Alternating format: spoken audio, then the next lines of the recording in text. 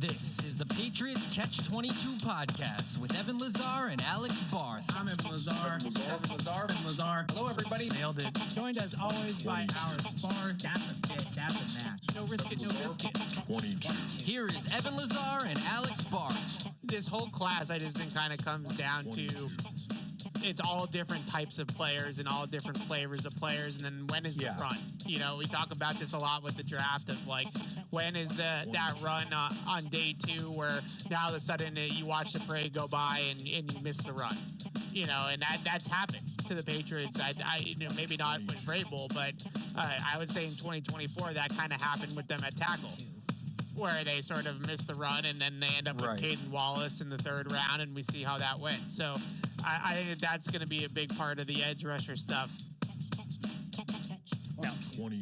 Yes. Hello, everybody. Evan Lazar, Alex Barth with you. Catch-22, back in studio, back from the Combine. My favorite week of the NFL calendar, the NFL Combine. The Combine is made for people like you and me. Like, it is a made for football nerd event because it's gonna geek out. Because you go there, everybody's relaxed. Every team is about to win the Super Bowl, right? Nobody's out of it yet. Everyone's 0-0, as they like to say. We haven't played any games. The GMs, the coaches, the people, the support staff, on the personnel side, all these people are there. It's all relaxed. Nobody is in any sort of stress or any discomfort whatsoever. It's a great time. It's a great week. You were there last year, so you got a taste of it. You know what it's like. But one of the things that comes out of the Combine, as we're seeing in real time right now, as the Chiefs 10 minutes before we started to tape the show, Alex traded Trent McDuffy, one of their best players, to the Rams. David Montgomery's already gotten traded, right, from the Lions to the Texans. So things are happening. Moves are happening. Heating up. People are getting traded. Might get more during the show. So we are going to talk free agency. We're going to talk the veteran trade market, all that good stuff here today. I want to start Combine, though. We're going to do our 3 up, 3 down from the Combine. We're going to start there. And then I promise you, the second half of the show at least will be more of a free agency preview. We have a little game I want to play with the free agent list. Yeah, we'll talk about Alex Pierce. We'll talk about Isaiah. Alec. I said Alec Pierce. I said Alex. I did not. People keep trust me. I have an ear for Alec versus Alex. Trust me. I heard what you said. I love, like, is there a reason that you do that? Like, just like when I say something that I might fumble a pronunciation for 2 seconds, just it's Alec. Okay, I got it.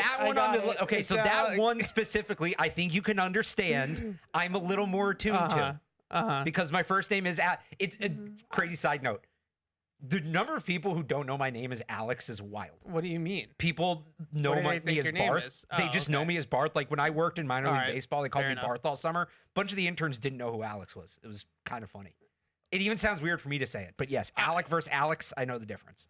Alec Pierce, are you happy now? I need to really enunciate the amount of times I've heard Alex Pierce. Alec. Yes. The amount of times it's not just like that every time. It's not just you. The amount of times I've heard Alex Pierce the last 2 weeks have driven me nuts. I'm pretty sure that maybe, I would say last football season, not this past one, but 2024. Yeah. Zoe finally figured out which one of us is which. That happened, I would say, in the 2024-ish season. He finally was able to not call me Alex. Well, I remember when you got hired here, people coming up to me and congratulating me. Yeah. No, I mean... but it's I guess there really what's a name that sounds like Evan but isn't Evan? There really isn't one. No. Yeah, you wouldn't have this. No, it's my last name. Lazar, that kind of thing. Okay, yeah. Anyways, I digress. So we're gonna start Combine, then we'll get into free agency. We'll talk about all the different free agents like Alec Pierce. Here you go. And the whole list and go down the list there. And but I want to start Combine, and I want to start. We're gonna do like what we do in the season with after games with 3 up, 3 down. We're going to do it Combine style, and we're going to do 3 up, 3 down from the Combine. And I think we just get right into it. Is this so this is what I wanted to ask you. Is this Patriots related or overall? I would say I did a little bit of both. Okay. I didn't really think of it as Patriot specific. I'm not counting Sonny Styles. Sonny Styles had a good combine. We all know it. He's not Fair a name enough. Patriots fans are really. I cut out the top, let's call it 10 to 15 players of the draft. Okay. I'm just kind of ignoring all that, except maybe one guy I think you could argue is sort of like trending in that direction. I was just going to say off the top before we do 3 up, 3 down. Yeah. Sonny Styles and Rous were the combine winners. They were excellent. Patriots are going to have no shot at them, so let's just acknowledge that and instead of spending a ton of time on it. Okay, so I just want to get right into it. I don't really have a great opening take today, other than the fact that I love the combine. But you know that I had an opening take. What was your opening take? Well, we were talking about it off the air. You don't want to talk about it. Well, I don't understand how the Trent McDuffie trade has anything to do with the Patriots. So, but go this ahead. is what I think you make it about the Patriots. This is what I think you do when you cover a team. Okay. You localize it when there's a big national story. How does it impact your team? So 29 or it's pick 29, right? Because Yes. Broncos have 30. Yep. That's right on the Patriots' doorstep at pick 31. The Rams, for F those them picks. what? F them picks. The Rams are an F them picks team, but Yes. when they had that pick, like you're looking at it, right? Sure. So edge might be the Patriots pick at 31, certainly, but another thing that I think is a genuinely strong option that should be considered is tackle, particularly right tackle. Rob Haverstein, the Rams right tackle, just retired. The Rams worry right. That is like Blake Miller's the guy, right? If we're talking right tackle at 31. Or Ianachor. That would be the other one. But like Blake Miller, I don't know how you have them ranked. I have Blake Miller slightly ahead. So like that's the guy at 31. If you're going to go right tackle, realistically, that's the guy you're hoping to get. I think would have made a lot of sense for the Rams. I don't know that he makes as much sense for the Chiefs. We were talking about this. So they still have Jalen Moore, Yes. who they gave decent money last year, probably to be their swing tackle, but can play right tackle. And then they have Josh Simmons on the left side. Now, he also missed time last year and all that, but like, I think this is a positive development for the Patriots because it takes a right tackle team probably out of the running right before they pick. Okay. So that's a take. Okay, so I have an actual take on this too now because you're making me do this, so I'm going to do it. Let's localize it, baby. We're localizing the Trent McDuffie trade right now. That's what you do. My take on this, just looking at this from an AFC perspective. Okay. My guess is that early returns are suggesting that Patrick Mahomes is going to sit out the 2026 season, or at least part of it. I just Googled it to make sure I have the right number. He was tore his ACL on December 17th. December 17th. So, yeah, he could attack his rehab and come back like Diggs did and make it all the way back. Well, Diggs had 2 months on him. Had 2 months on him. Month and a half. And isn't a franchise quarterback who is the Kansas City Chiefs, right? Yeah. So I wonder by trading Trent McDuffie. Now maybe they looked at it and they just said, he's due up for a contract. He's a part of that 2023 draft, right? 2022 or 2023? I forget which draft he was. Cole Strange is 23. 22. He's 22. Oh yeah, because Gonzalez is 23. May's 24. Yeah, 22 draft. He's contract extension eligible. They haven't paid him yet, if I'm not mistaken.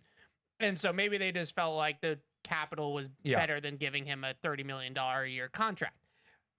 But in my opinion, Trent McDuffie is probably their best player not named Patrick Mahomes. Okay. He's their second best player on their team. And they just traded him. And yeah, they got a nice haul for him. And they got a first round pick. But something tells me that the Chiefs are not planning on being competitive in 26. And if I'm a Patriots fan, I love hearing that. Yeah. Like, give me another down year for Kansas City. Another year where maybe in the AFC there's no Patrick Mahomes. And we're doing this whole thing again. Where is it wide open, right? Like, are we the seas parting? So, you have Josh Allen with a new head coach. Who knows how that's going to go? The Bills also, I think their roster needs a lot of work right now. Not in good shape. Kansas City's probably, I think that this is just reading tea leaves on the Chiefs situation.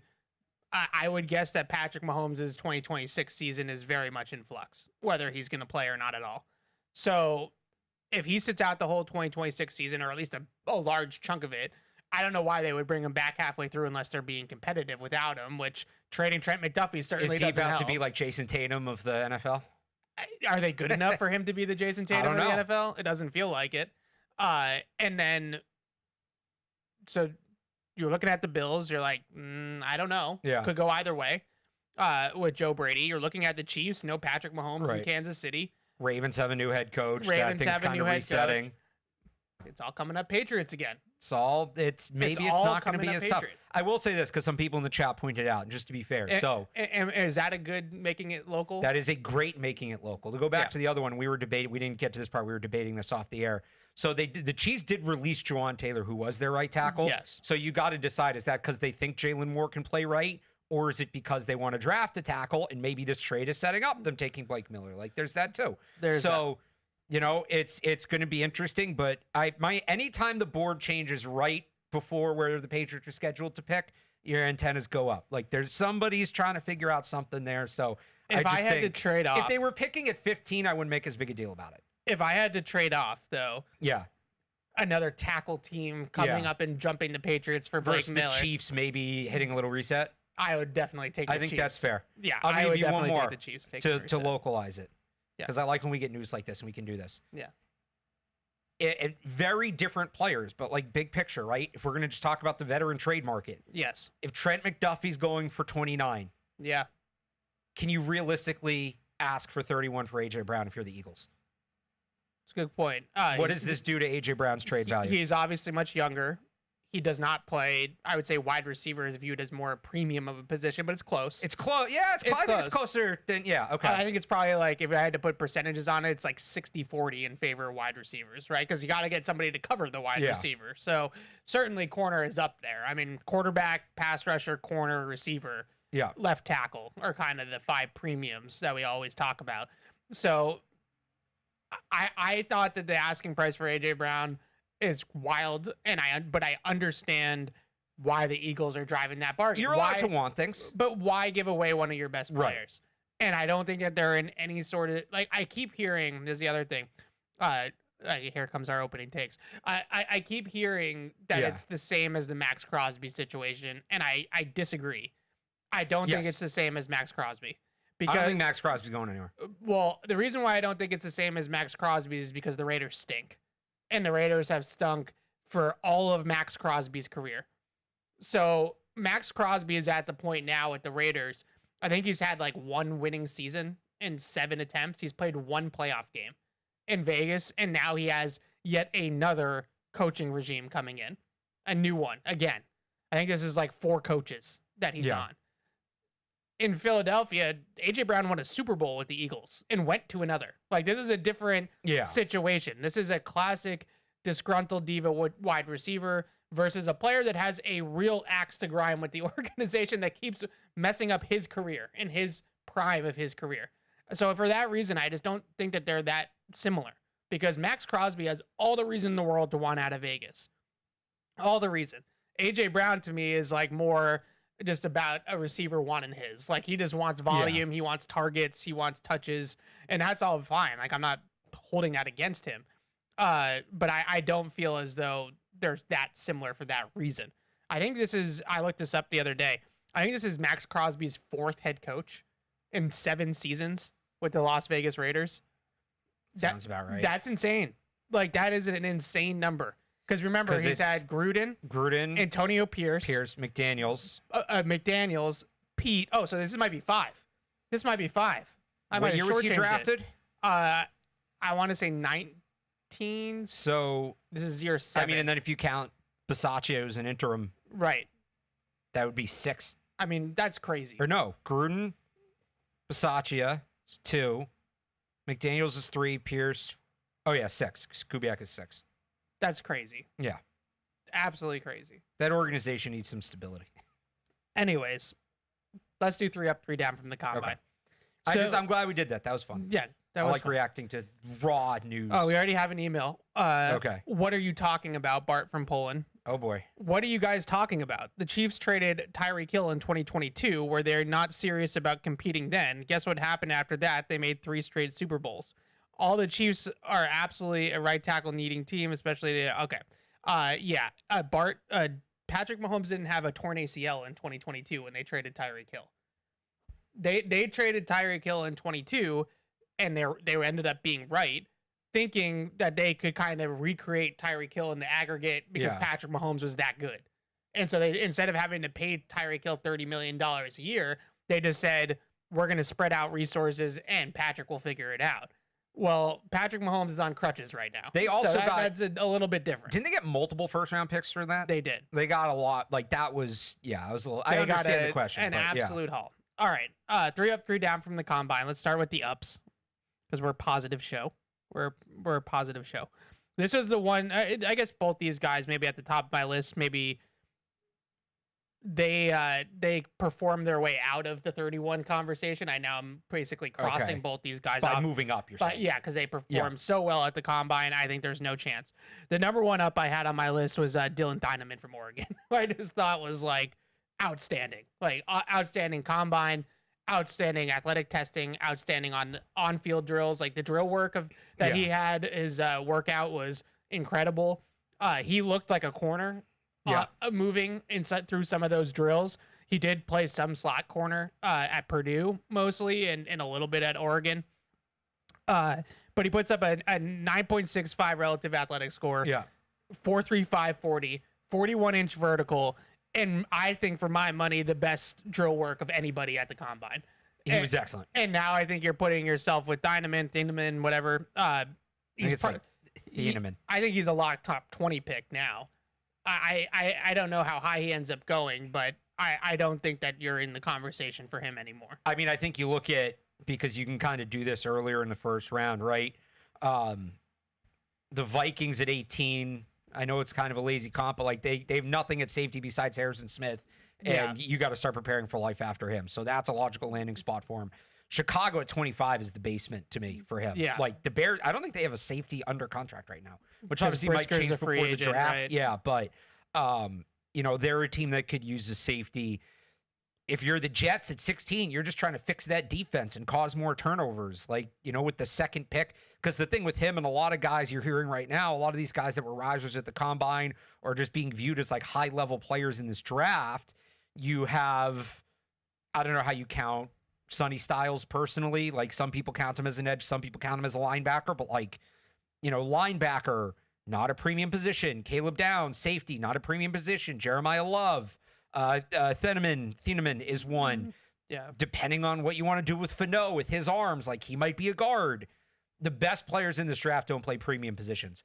And I think you're going to see a trend of teams just bucking premium positions and saying, this guy's a good football player. We got to put him on our team. So you mentioned Minnesota at 18. Yeah. I think that's a good shout. Yeah. I think Cincinnati at 10 as high as Cincinnati at 10. I mean, that's probably the Cincinnati's ceiling. Defense is bad. Yeah, I'll throw in the Cowboys at 22. The thing about Cincinnati at 10 to me, as good as Thieneman was, what are the odds that one of Rous, Bailey, Bain, Downs, Styles, are all 5 of those guys going to go before 10? Sure. The other teams that just stand out to me because they're just good. Because I would take all those guys over. Yeah. They're just good, well-run teams that make good draft picks. The Rams have the Falcons pick at 13. Yeah. Rich get richer there. That, why to me, not? If Bain falls because of the arms, that's where he's going. Baltimore at 14. I know they have Kyle Hamilton, but he's a different kind of player. Why not 2 Kyle Hamiltons? You're right. Kyle Hamilton's more of that nickel box player, and you can let Thieneman do the stuff over the top. Detroit at 17. They have Brian Branch, but again, more of like a pure nickel player. What about those are the teams that I just look at just based off of talent. He's obviously one of the best in this draft, and I just know that those teams are well-run, good drafting organizations. And then the last one I would throw out there that makes all the sense if he falls is Pittsburgh at 21, who, again, has a horrible secondary. Right. What about Chiefs? Horrible the strong. Chiefs have an They're not opening. horrible. The Chiefs have an opening in their secondary now Sure. at 9. Yeah, horrible was strong. I actually have it. I Bad think there's safety another group. guy you're going to say that I think the Chiefs are going to take, but you do your 3 before I do mine because it doesn't make sense to have the overlap. Number 2, Monroe Freeling, the Georgia left tackle, puts up at 6'7", 315 with nearly 35-inch arms. So just literally built in a lab to play tackle. That's the prototype. It reminded me a little bit, his skill set and his workout reminded me a lot of Colton Miller's coming out, where the tape is a little bit raw. He came on really strong at the end of Georgia's season. 1-year starter at Georgia. I can't remember how many years Miller started, but it wasn't a lot, if I remember correctly. And Monroe Freeling, you are betting on insane traits. Like this is He 16 starts, right? Yeah, he was chiseled out of clay to play left tackle in the NFL. It's not a lot of sample size in terms of the film. It's a little bit streaky. Certainly better late at Georgia, which is, he's ascending, right? Like that's the idea. But if you had any reservations that Monroe Freeling was going to be in that Blake Miller, Yana Chor, that cluster of tackles, he just performed himself out of that Especially with Fano, right? If he's going to be a guard. Yeah. Well, now that bumps all the tackles up. So some people, he was snapping at the combine, Fano. I mean, he 32 flat, 32 and an eighth, right? Yeah, he's interior. I can see him as a center. That makes a very smart football player. That actually makes some sense. But is it, well, I don't know if center's going to go in the first round. This is a really good center class. It's like one of the two possessions the Patriots definitively do not need, but it's an excellent center class. It's a great center class. Last one here, then you can do yours. I don't know if we have overlap. So I wanted to include this guy. I want you to go first. Because we've talked a lot about him off the air, and I want to bring it to on the air about this conversation at tight end. Yeah. There's no doubt that Eli Stowers had a great workout. Like, he's great athletic testing. The 45.5-inch vertical is insane. Like, that's the... When you look at tight ends, you want them to be able to win above the rim. You want them to have great, catch radius and red zone ability and all that kind of stuff. And he certainly checked all those boxes. 4.51, not blazing fast, but certainly above average for that position. He tested extremely well. I think this is a philosophical conversation that I can acknowledge that Eli Stowers tested extremely well. Yeah. While also saying that it's not my cup of tea, the type of tight end that he is. I think the issue that I have with Eli Stowers is I'm trying to figure out as if I put my offensive coordinator hat on, not my draft hat. My draft hat, obviously, you can see the skill set, you can see the athleticism, you get it. That's in a bubble, but when you look at him in the context of the Patriots. Yeah, and just what matchups is he creating that are favorable to the offense with basically admitting that he cannot block at all. Like there's no... The perimeter blocking is fine, but I'm not drafting a guy at tight end to block corners on the perimeter on a screen or something like that. Right, you want him hand in the dirt next to the tackle. Yeah, or at least, can we at least block a safety or a nickel corner out of a fit, right? Like, we got to be able to do something in the run game, and he just really doesn't have a lot of upside in that regard. He's some smooth athlete. He's fantastic after the catch. He's really good with the ball in his hands. He's got that vertical ability to go up and get the football. I see all the receiving upside. All the guys that are in this archetype that I can think of recently in recent history.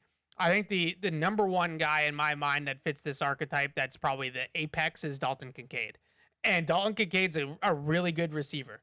But the problem that the Bills found out is that Dalton Kincaid is a really good receiver. Right. So he doesn't really do anything that a traditional inline tight end does. So that's why in Buffalo, they paid Dawson Knox. They drafted Jackson Hawes. And they basically built their offense around the fact that Dalton Kincaid is like a souped up slot receiver. Right. And so that, as a result, Dalton Kincaid's playing time is not that high. Like, you'd be surprised, like, his actual snap rate versus how much talent he has. And it's simply just it's an actual football application of this. Like, how do you get a player like that into a high volume role, into a high volume snap count? Yep. 38% usage rate last year. When he can't block. And the other example that I would just throw out there, and I didn't realize, I looked this up this morning to be accurate, Elijah Arroyo is a little bit bigger than Stowers. He's like an inch taller and 10 pounds heavier. Yeah, it's a similar. But when I remember thinking that they were similar, and Elijah Arroyo was the 50th overall pick by Seattle last year, which is, I think, right around where Stowers is probably now going to go, like end of the second round. And who played over Elijah Arroyo in Seattle? AJ Barner. Why did AJ Barner play? Because he can block, right? So, like, if you're the Patriots, and let's just assume that Hunter Henry is going to stay and is going to be a part of the 2026 Patriots, which I think is a safe assumption. How do you get a package on the field that includes a guy like Eli Stowers and a guy like Hunter Henry that presents any sort of personnel mismatch to the offense, right? Like, why is the defense going bigger against that grouping? Right. Why are they playing base? Why are they playing big nickel? Where's your matchup that you're getting that you're not going to get out of just putting 11 personnel on the field with 3 wide receivers? So that's a long-winded way of saying I just don't know. In theory, a player like Eli Stowers is a really fun player, but in practice, it's I think going to be somebody that's going to be somewhat limited at the next level. So you have him as an up, but not for the Patriots, basically. Yeah, because I'm struggling to figure out, like, how do I get this guy into a high volume role without it being able to block? And if you, let's just say they kind of redo their entire tight end room, and let's just take one from free agency, one from the draft. Let's say they sign Kohler, right? And they go out and they sign Kohler as their blocking tight end, and they draft Stowers. Okay, great. Like, I can see that now. But now that's how you kind of have to build. And that's exactly what the Buffalo did with Knox and Kincaid, is like they sort of built it that way. But then the thing, like, it's not a mismatch because okay, this guy's the receiver, this guy's the blocker. Right. You lose that, you become predictable. Yeah. So I had him on the ups because I thought he was good in the workout and you had to give him his due. I just, from a more like, from a Patriots state to just localize it. I just don't understand how, if I'm Josh McDaniels and you give me Eli Stowers, I would say, great, really talented receiver. What the hell am I supposed to do with him? Right? Like, right. Is he, I'm basically just like, it's just a big slot. Yeah, exactly. Real quick along those lines, my nuts, I know the hot pick right now, and I did this in my last mock. I couldn't bring myself to be different enough. The hot pick is Jeremiah Love at 9 of the Chiefs. Yeah. Kenyon Sadiq at 9 of the Chiefs. Is that ridiculous at this point? No, because Kansas City is the type of team that bets on athletic traits all the time. They're an analytically driven organization like that. Yeah.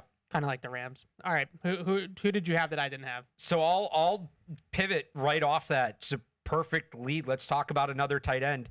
Evan, this might be my guy now. I'm not out on Oscar Delp by any means. I still really like Oscar Delp, but he's suffering from a little out of sight, out of mind after the combine. I get why he didn't work out. He had a broken foot that he didn't know about, which credit to him. And, Vrabel's going to love that. But, and we gave that whole speech last week about why Delp makes sense because he can block and all the things you just said. And hey, there's not a lot of blocking tight ends in this draft. No. There is one more who's also, what do you get? 999 RAS, right? Sam Rous? Yes.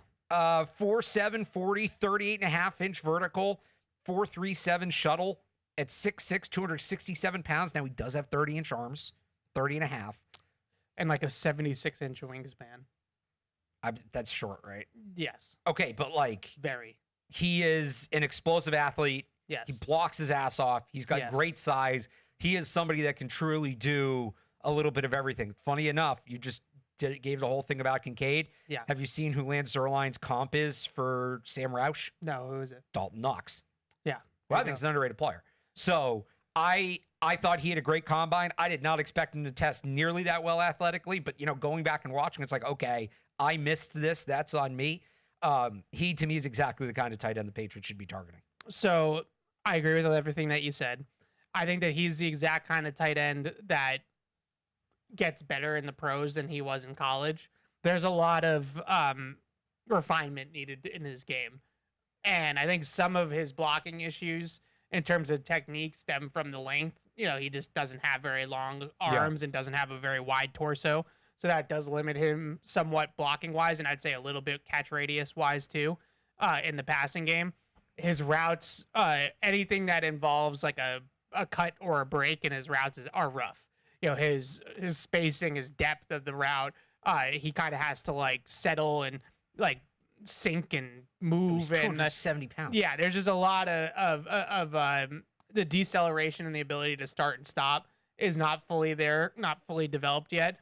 That being said, there are times where he gets going on a runway on a crossing route or a seam where he's really tough to cover. He's a guy that there was a couple of clips that I pulled watching him the other day where he's opening space for others because they're like, holy crap, this 265-pound tight end's coming downhill at me. I got to carry this vertical. And then all of a sudden there's this big void. Right. He's got that ability and he certainly has the size to be a really good blocker. He's your classic 4th, 5th round pick. Yeah. That in 2 years is one of the better, top 20 tight ends in the league because somebody gets his hands on him and coaches him and gets him up to speed. Look, I've said this a lot when people are talking about some of the athletic traits for the tight ends. Yes, the Patriots need to add explosive downfield playmakers this offseason. That is true. Not every person they add needs to be that, and there still is value in being a chain mover, and I'm perfectly fine. Like, if they go out and add, by the way, I'll just throw this out there, Alec Pierce to Kay Adams. I love Indy, but at this point, I've kind of earned the right to explore free agency, see what's out there. So that's what Alec Pierce, I know we'll get more into him later, but like, right, if you add an Alec Pierce, that's your explosive threat. I'm fine with the tight end being the chain mover. Sam Roush is not the chain mover. No. Sam Roush is the explosive guy. So if that's what you want, but he can also block, eye-opening combine for him. I thought he was really 100%. good. He's a play action, run the crossing route right behind the linebackers, hit him in stride, let him rumble after the catch. He's got that ability at his size too. He's just really hard to bring down. Yeah. Like, he's not elusive, but he's just really hard to bring down because he's so big and he can run so fast. So yeah, he was impressive on film. He definitely moves really, really well. He's just a raw ball of clay right now. Yeah. I'll stay on offense. Emmanuel Pregnan, the guard from Oregon, really smooth field workout. I've liked his game for a long time, but I always kind of thought of him as a mauler. Yep. And those guys don't usually test as well.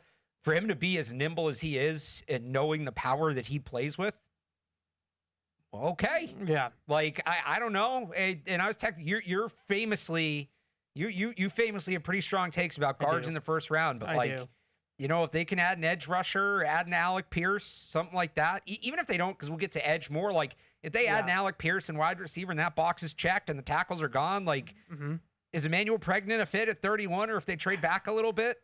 I don't know why I feel a little bit different about it this time. I think probably because they just made the Super Bowl, and like, I feel like the roster is a little bit closer than it was in 2022.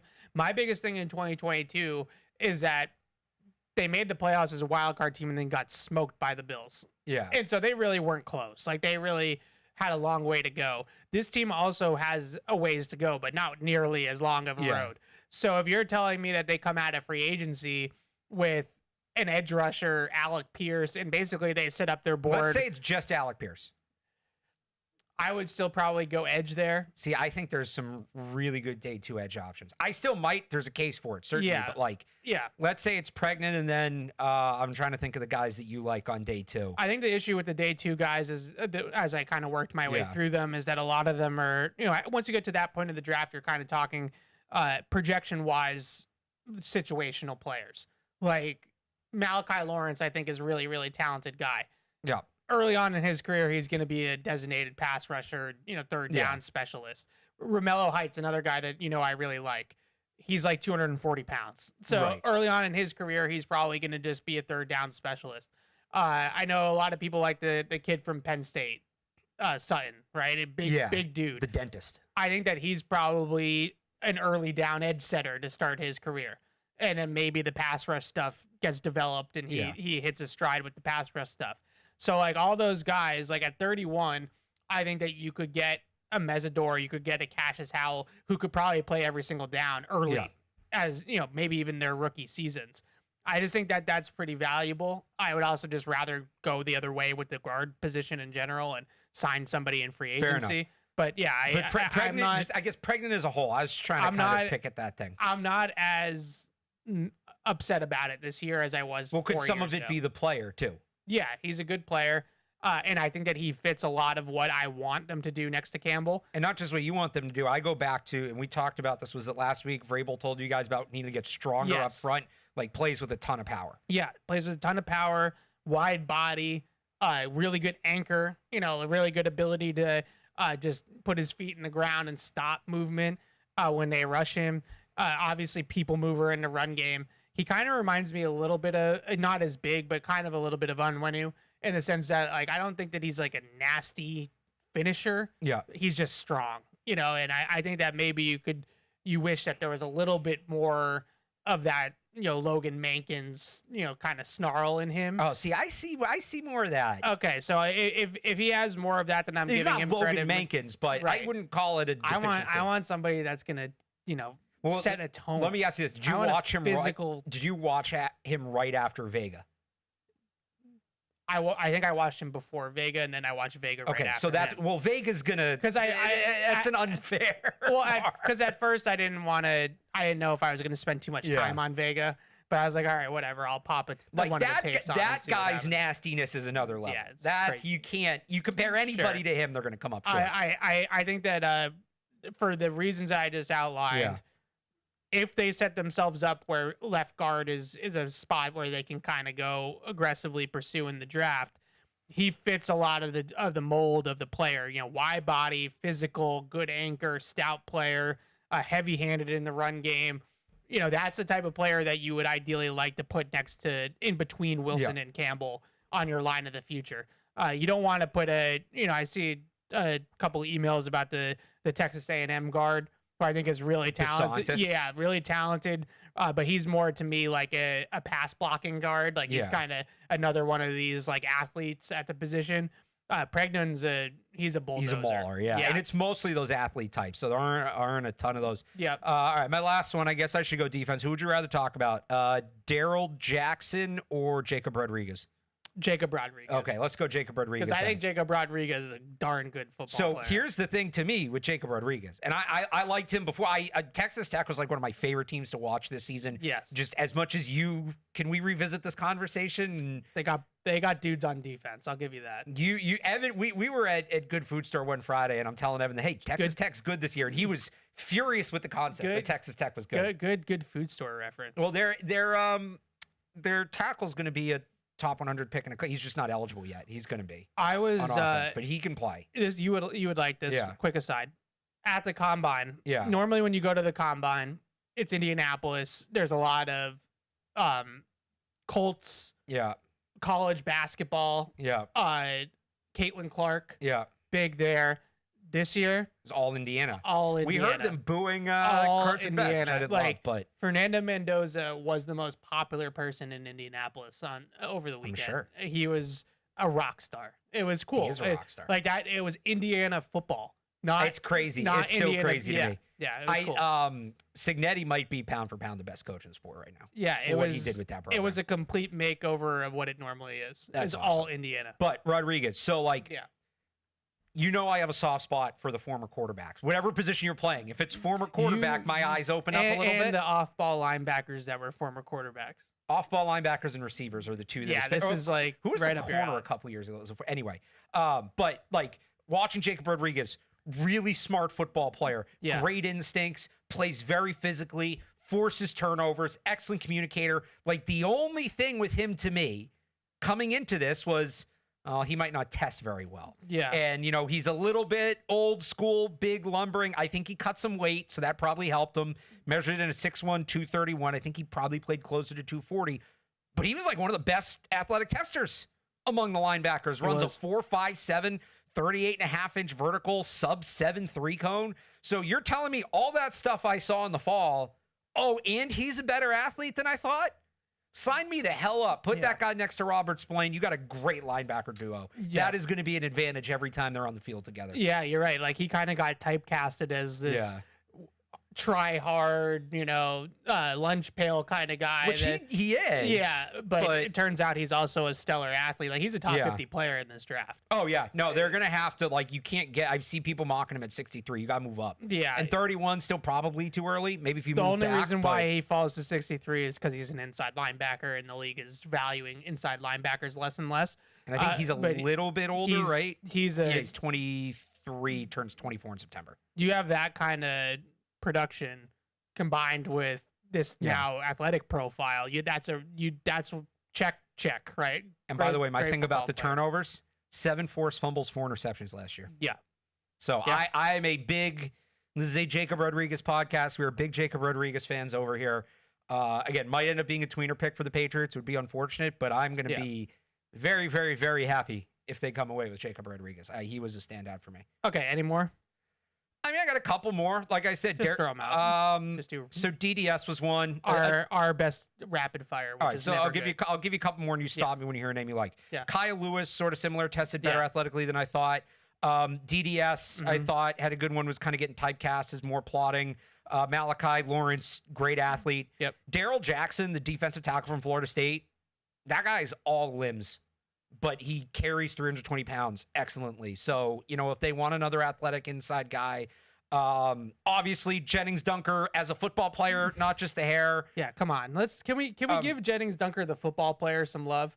Like, the hair is great. Football player. It's a hell of a mane. All right, it's a great set of hair. What was the tweet I sent yesterday? Like, it's hard to like Jennings Dunker in this environment because I don't just like him for the hair. Can we just talk about like how Jennings Dunker is going to be a really, really good guard? And you want to talk about the nasty Mauler thing? Like, and I when I watched him, watched his film, I was like, okay, well, yeah, like he has all these deficiencies, but it's because he's playing outside. Like he's a little bit slower, plotting kind of tackle. But once you move him back inside, like all this stuff is gonna get. So let me ask you this, and the answer is probably no, but I just want to ask the question because I know people are gonna have the question because he was a right tackle at Iowa State. Yeah, and he played it well at Iowa State. Again, he's probably gonna move into the next level.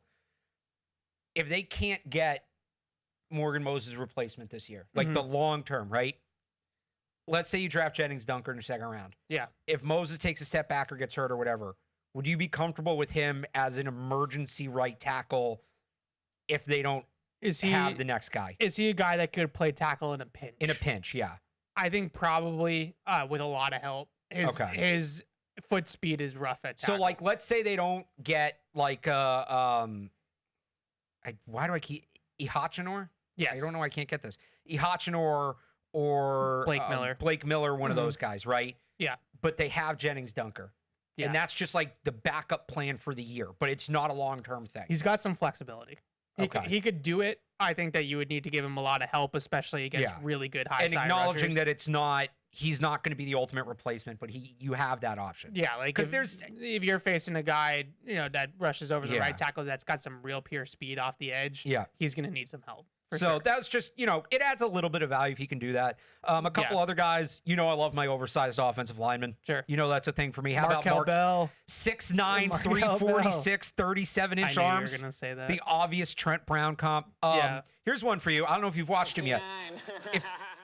What was that? Just a little. Okay. Yeah, if they can't get or they don't get the right tackle in the top 100, but they still want to get the project guy. I do have one guy on day 3 that maybe helps them fill the need. Okay. Emil Wagner from Notre Dame. Yeah. So I thought he had a good workout. He did. Now he got his butt kicked by Ruben Bain early in the season. I mean, no, it was. I think he had 8 pressures allowed, like undraftable levels. It was pretty bad. But after that, from that point on, he was excellent. And after he only started for 2 years, there's something to be said. I think we talked about this with some guys last year. Players that are on the upswing, like, okay, this guy looks raw, but he's getting better, and you can see the progress in real time. Like him as the day 3 right tackle option. I'd rather they address it earlier, but I don't hate.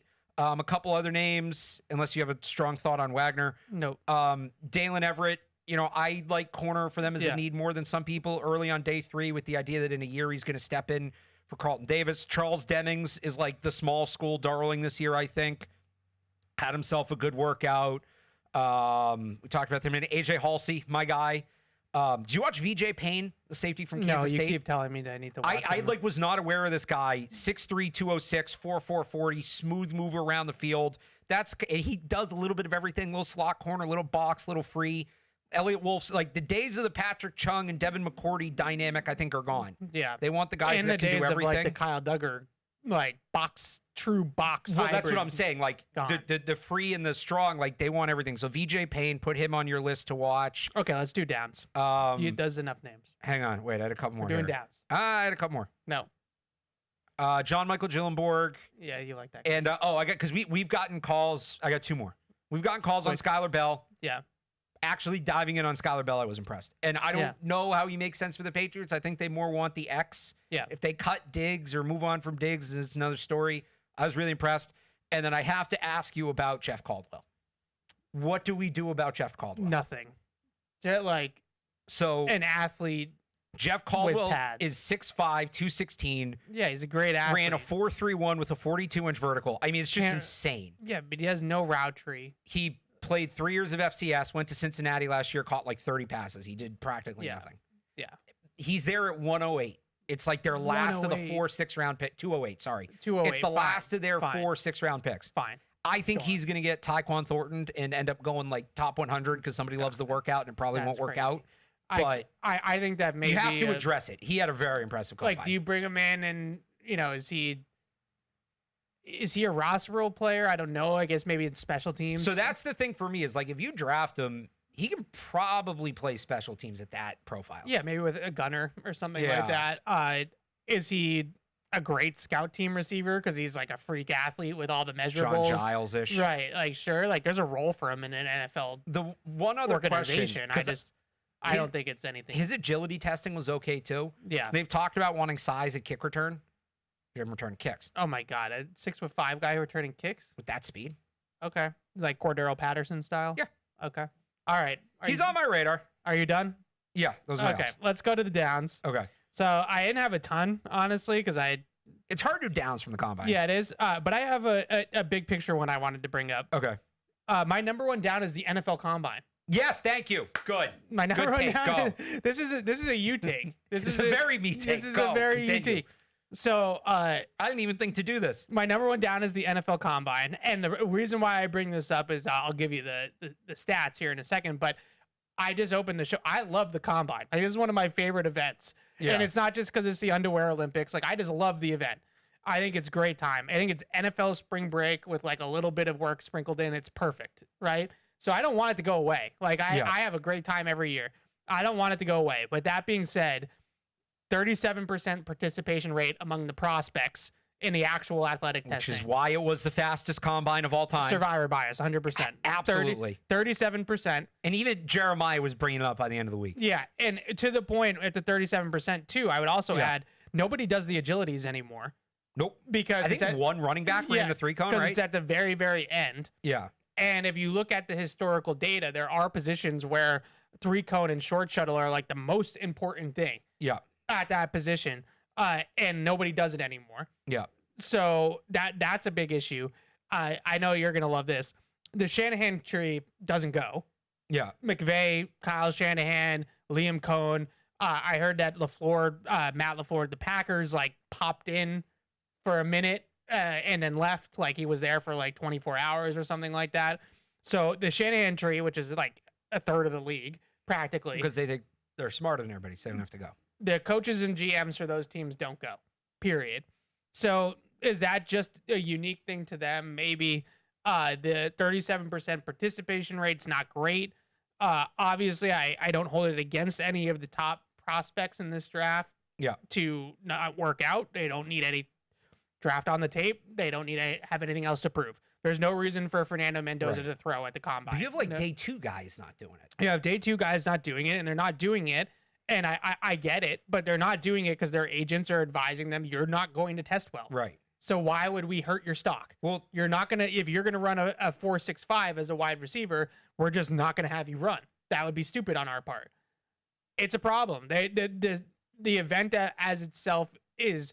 Are we getting to the point where it's kind of getting outdated and like archaic, and we need to rethink it? and you didn't even mention the worst one. Yeah. They got the arm lengths wrong again. Oh, okay. Well, yeah, but that's that. They're like an inch and a half off for some guys. I get that. Forget not running. At what point are To me, the bigger point are linemen's agents going to say we're not going to have you measure in? Yeah, we're at the point now where I just think the number one thing, and maybe this kind of is a supplemental argument along with its participation, right? The big coaches and GMs, a lot of those guys are sitting it out. All the prospects are starting to sit it out. And we're just at the point now where I think it's just kind of losing a lot of its luster. I think a lot of the value in the interviews and the medicals is still there. But do you need this week-long, parade of an event for somebody to have a doctor go in and pick and prod a knee? You know what I mean? Like, it's just... every sport, I think, has some form of this. Yeah, like baseball has the winter meetings. Right. Basketball has a combine. Basketball has a combine. Yeah. NHL, I don't know if they do. I think the NHL's is like the draft itself. Yeah. I think that's and it's not about what the event is. Like baseball, there's so much more that goes on at the winter meetings than what people think. Right. Just like the combine, there's so much more in terms of the industry element, the networking. If you work in the NFL, whether you work for a team, if you work in medical, if you work in a front office, if you work in media, obviously, like that is the big industry. Like whatever industry you work in out there listening, I'm sure there's the big industry conference event, Yes. Whatever you want to call it. Like Phone analytics conference, your favorite. That's what this is for football. So you have to have some version of that, but maybe it's not what the prospects working out. Agreed. All right, who else do you have for downs? Malachi Fields. number one down, player-wise. 4.61 in the 40-yard dash. I also thought what was maybe even more problematic was his agilities were bad too. Yeah. I had concerns about his top end speed watching him on tape, like his ability to stack corners on the outside and pull away from press coverage and all that good stuff. He basically typecasted himself with this workout. And this kind of goes back to my number one thing. Whoever was advising Malachi Fields, why did you have him test? Like this was his number one red flag. So at a certain point, it's kind of like this. Sorry to cut you off, but that's okay. It's kind of like this for bowl games where players opted out. And it used to be players got knocked for opting out, but then it became so normalized that the inverse started happening and we gave players credit. We give players credit for participating. They were talking about the combine this year. A lot of guys participated this year in bowl games. Yeah. Are we going to hit a tipping point where it's, well, but he tested and good for him. That shows like a competitive spirit, even if he didn't test well. I will allow for that. And I will say that I'm on that side. Like if he wants to just go out there as a competitor and compete, like, the two guys that I was really looking at for 40 times were him and Surratt, the receiver from Indiana. Boston, I guess a little bit too. But those two guys specifically were the two guys that I was really the most concerned about in terms of top end straight line speed. Elijah Surratt sat out athletic testing. Malachi Fields tested. Malachi Fields tested poorly. And when you're in a combine where everybody's running the fastest time ever, and you put up a 7.5 relative athletic score, like that's going to raise a red flag to me of like the one guy that didn't get a 9+ on his RAS card was Malachi Fields. So I had concerns going in about his top end speed and his play speed in general. And now I feel like we're in that Keon Coleman territory of like, this is just a jump ball receiver. And you know how I feel about those kind of guys. It's just not for me, dog. Like, it's just not my type of receiver. Maybe it's yours, but it's just not what I would draft. Yeah, I mean, especially when there's other guys like a Chris Brazzell or whoever that have speed and size. Like, I just have no reason whatsoever to prioritize a guy like Fields. Sure. That was my number one.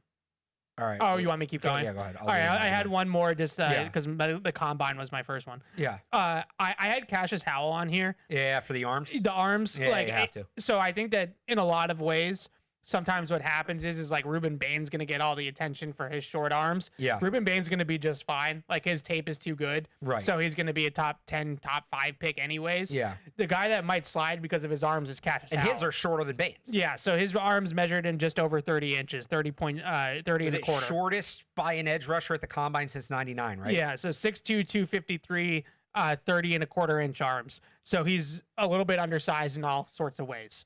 250 plus is fine. Yeah, 250 is fine. 6'2" is a little bit on the shorter side when you just started talking about like stride length and stuff like that. And then 30 and a quarter is really short. Now, I went on, Bleacher Report has like some really good draft profiles, like scouting profiles. Yeah. NFL.com and Lance Zierlein does a great job. He does them as well. Their comp for Cassius Howell on Bleacher Report is Harold Landry. Yeah. And Harold Landry also has a similar build, similar measurables. The two I keep seeing are Harold Landry and what's the other one? He was on the Chargers. Chargers? I was about to say this and I lost the name. Yeah, the other comp I keep seeing for Howell. So he had shorter arms. So with Cassius Howell, he's on my downs because of how he measured. But if I'm a Patriots fan, I actually like that he's on the downs because I actually think that there's a chance now that he falls to 31. And if he's there at 31, I think that's a home run pick. I think that's a slam dunk, like almost like run the card up there kind of pick, because his film is top 20 in the class. And you're getting a guy just because his arms are a little bit shorter later on. And we've seen Mike Vrabel work with guys like that in terms of Harold Landry. Yeah. And take a guy that has a little bit shorter arms, but has great first step explosiveness, has great bend off the edge, inside outside ability in terms of counters, really good instincts against the run, like has this like full profile, but just has some weird dimensions. And Harold Landry's had a great career for Mike Vrabel. So I think that Cassius Howell, if you're a Patriots fan, you're happy that he's on this list. But as a general combine takeaway, he probably hurt his stock a little bit with the measurables. And we know that that's not like the biggest concern for them too. It was Melvin Ingram. Okay, yeah. I think Melvin Ingram's a little bit more like barrel chested and physical. You know what I mean? Like he's a little bit more of a power. The build I think is very similar. Like Ingram 6'2", 250, had 31.5 inch arms. Yeah, Howell's got some of the best bend in this class. Like if you want a guy that's just going to win with pure speed and bend off the edge and dip, rip, or ghost or whatever, and you're just going to come around the corner, that's Cassius Howell. He can do that. All right. We got. All right. So my first one, I'm going to do kind of an outside the boxy one. Yeah. Ty Simpson, but not Ty Simpson himself. Everybody talking about Ty Simpson. He's QB2, don't you know? So I had flashbacks. Tell me if this sounds familiar. Oh no. I watched Ty Simpson throw the ball. Threw it pretty well. He was fine. Threw it pretty well. The way they were talking about his throwing session, Evan. Did you hear the commentary? It was pants off. Oh my God. But you also have to hype up the quarterback class. Grown men weep. And you know what it brought me right back to? JJ McCarthy. Remember the JJ McCarthy throwing session? He's a way more accurate than JJ McCarthy. Okay, so I'm not comparing the players. Yeah. But it was that same thing with why are we doing this again? Ty Simpson is 6'1", 210 pounds. Yeah. He's accurate, but he doesn't have a big arm. Yeah. He is and he doesn't have the athleticism. And that profile, right, the apex of that profile is Drew Brees, obviously. Oh, yeah. But for every Drew Brees, there's how many, I don't know, pick a guy under 6'2". Mac Jones. I was going to say Bailey Zappi, but, look. I think Mac is right at 6'2". Ty Simpson might be the second best quarterback in this draft. I'm really curious to see what happens with Taylon Green. Yeah. That athleticism is unbelievable. But can we not set Ty Simpson up to fail? It's not fair to him. Let's call it for what it is. I don't think he should go in the first round. Yeah. Maybe he does. Maybe the Jets have a second pick and say, all right, whatever, we have this extra pick, we'll take the shot. Let's just not make Ty Simpson into something he's not. It's not fair to him. He's fine. And I understand this might be me being stereotyped. Yeah. But I didn't watch him specifically. I was watching Jeremy Bernard yesterday. Another up. And I thought that Ty Simpson threw the ball a lot like Mac Jones at Alabama, where he has these pillowy, when he can put some air under it so he doesn't really have to drive the ball. Yeah. He throws with really good accuracy. He's hitting guys in stride, throwing the deep ball pretty well. There was 3 or 4 times where Jeremy Bernard was open in the far hash flat. He's on there, quarterback's throwing from the far hash. Bernard's in the flat, and he just can't get it there. He just short arms it and just bounces, throws a ground ball to Bernard. Those are the times where you're okay, this is where these limitations are. But I'm telling you, if you're one of these coaches in the Shanahan tree that likes that kind of guy, we're talking about Brock Purdy, that Kirk Cousins, all you're going to do is we're just going to put you in a system. It's going to operate on its own. It's going to have a lot of play action, a lot of window dressing, and, Jimmy Garoppolo, right? You're just going to make these throws. And I think Ty Simpson could do that. I think he can. I see the picture. Again, my down is not Ty Simpson. It's a commentary about Ty Simpson. Right. We just did this. We just did this with JJ McCarthy. He's a classic system quarterback. It's not fair to him. Let's not make him into something. And by the way, did you see one of the teams? I think he has a little bit of a higher floor than JJ McCarthy. Really? I do. Did you see one of the teams that they said might be on Ty Simpson? Who? The Vikings. Yeah, that makes total sense. It makes total sense, but it's also very funny to me. But KOC would turn Ty Simpson into a decent NFL starter. The efficiency would be NFL career. The efficiency would be driven up by everything else, but he would be functional. And again, I want to be clear because this happened last time. I didn't have anything against JJ McCarthy. I didn't hate JJ McCarthy. I hated the way he was talked about. It's going to happen again, and it's going to be annoying. Okay, who's next? Next is Miles Kitselman, the tight end from Tennessee. Yeah.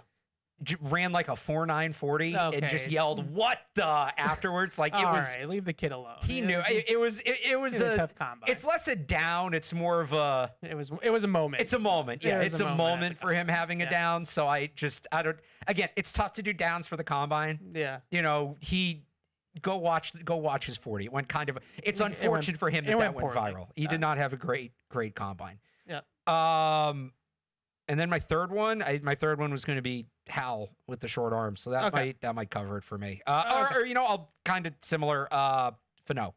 Because Fano's a tremendously talented football player. Would have made a ton of money as a tackle. Yeah. He's probably just too undersized. And I know, you didn't say about Campbell last year. It's Even a full shorter. inch difference. Yeah. So I wonder I think his best position in the NFL might be center. I could see it. And that might actually maximize like the value in terms of, he's making the calls and he's doing all this other stuff.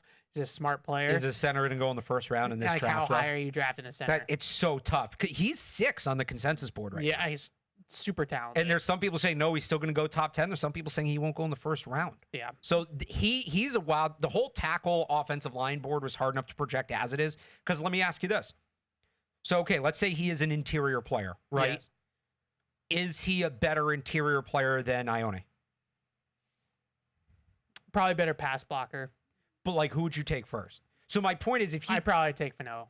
Okay. I think that his ceiling as a guard is going to be extremely high because of his pass blocking ability inside, and I think that he's got enough power to probably survive in terms of run game stuff. Yeah. Like, Vega's a great player. He's just a great finisher. Like, he's just a great run blocker. I think the pass blocking is average. The point being is if you put, I think it's Fano. I've been saying Fano. If you put Fano in the interior conversation instead of the tackle conversation, he's still number one. Okay, so yeah. All right, so then that maybe doesn't knock him down quite as much.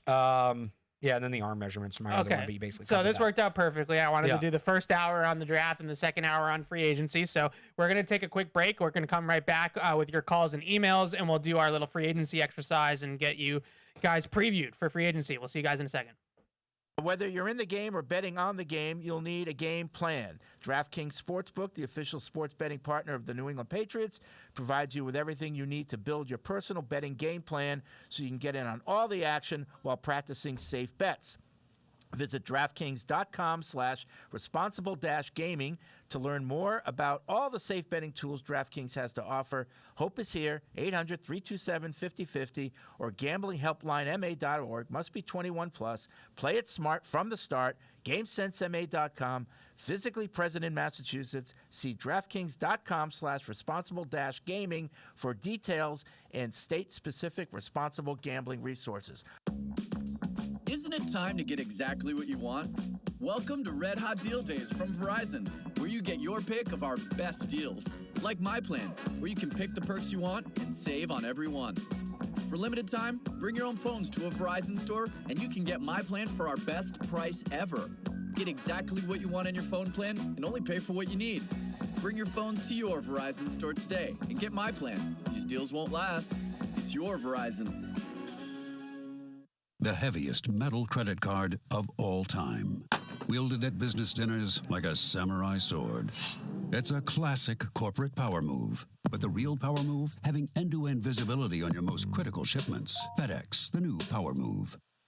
If you're gonna play the game, boy, you gotta learn to play it right. DraftKings is all about responsible gaming. It's more fun when it's for fun. So play responsibly. DraftKings, the crown is yours. Gambling problem? Call 1-800-GAMBLER. 21 plus. Age and eligibility varies by jurisdiction. Catch-22.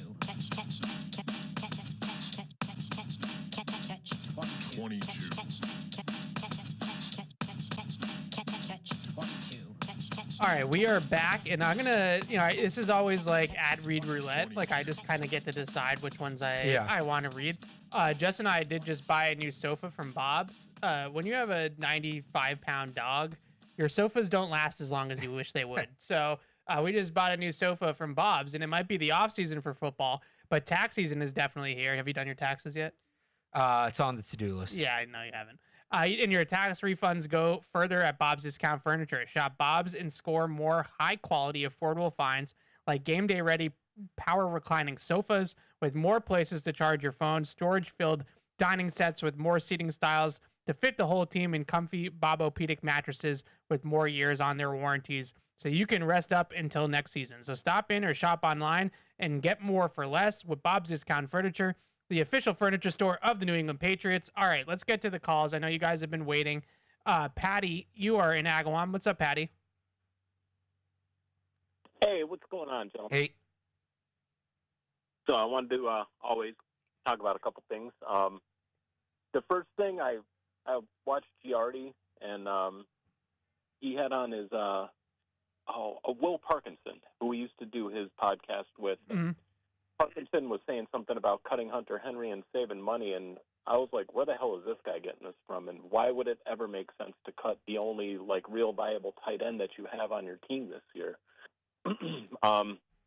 But just looking forward towards the draft, regardless of what happens in free agency. Last year, you remember when they were asked, Elliott and Mike Vrabel and Cowden, they were asked about what their plan was, and they said, we have, just paraphrasing, we have a young quarterback, we want to, protect them and give them some good options, And what did they do? Their first 4 picks, they took 2 offensive linemen, a running back, and a wide receiver.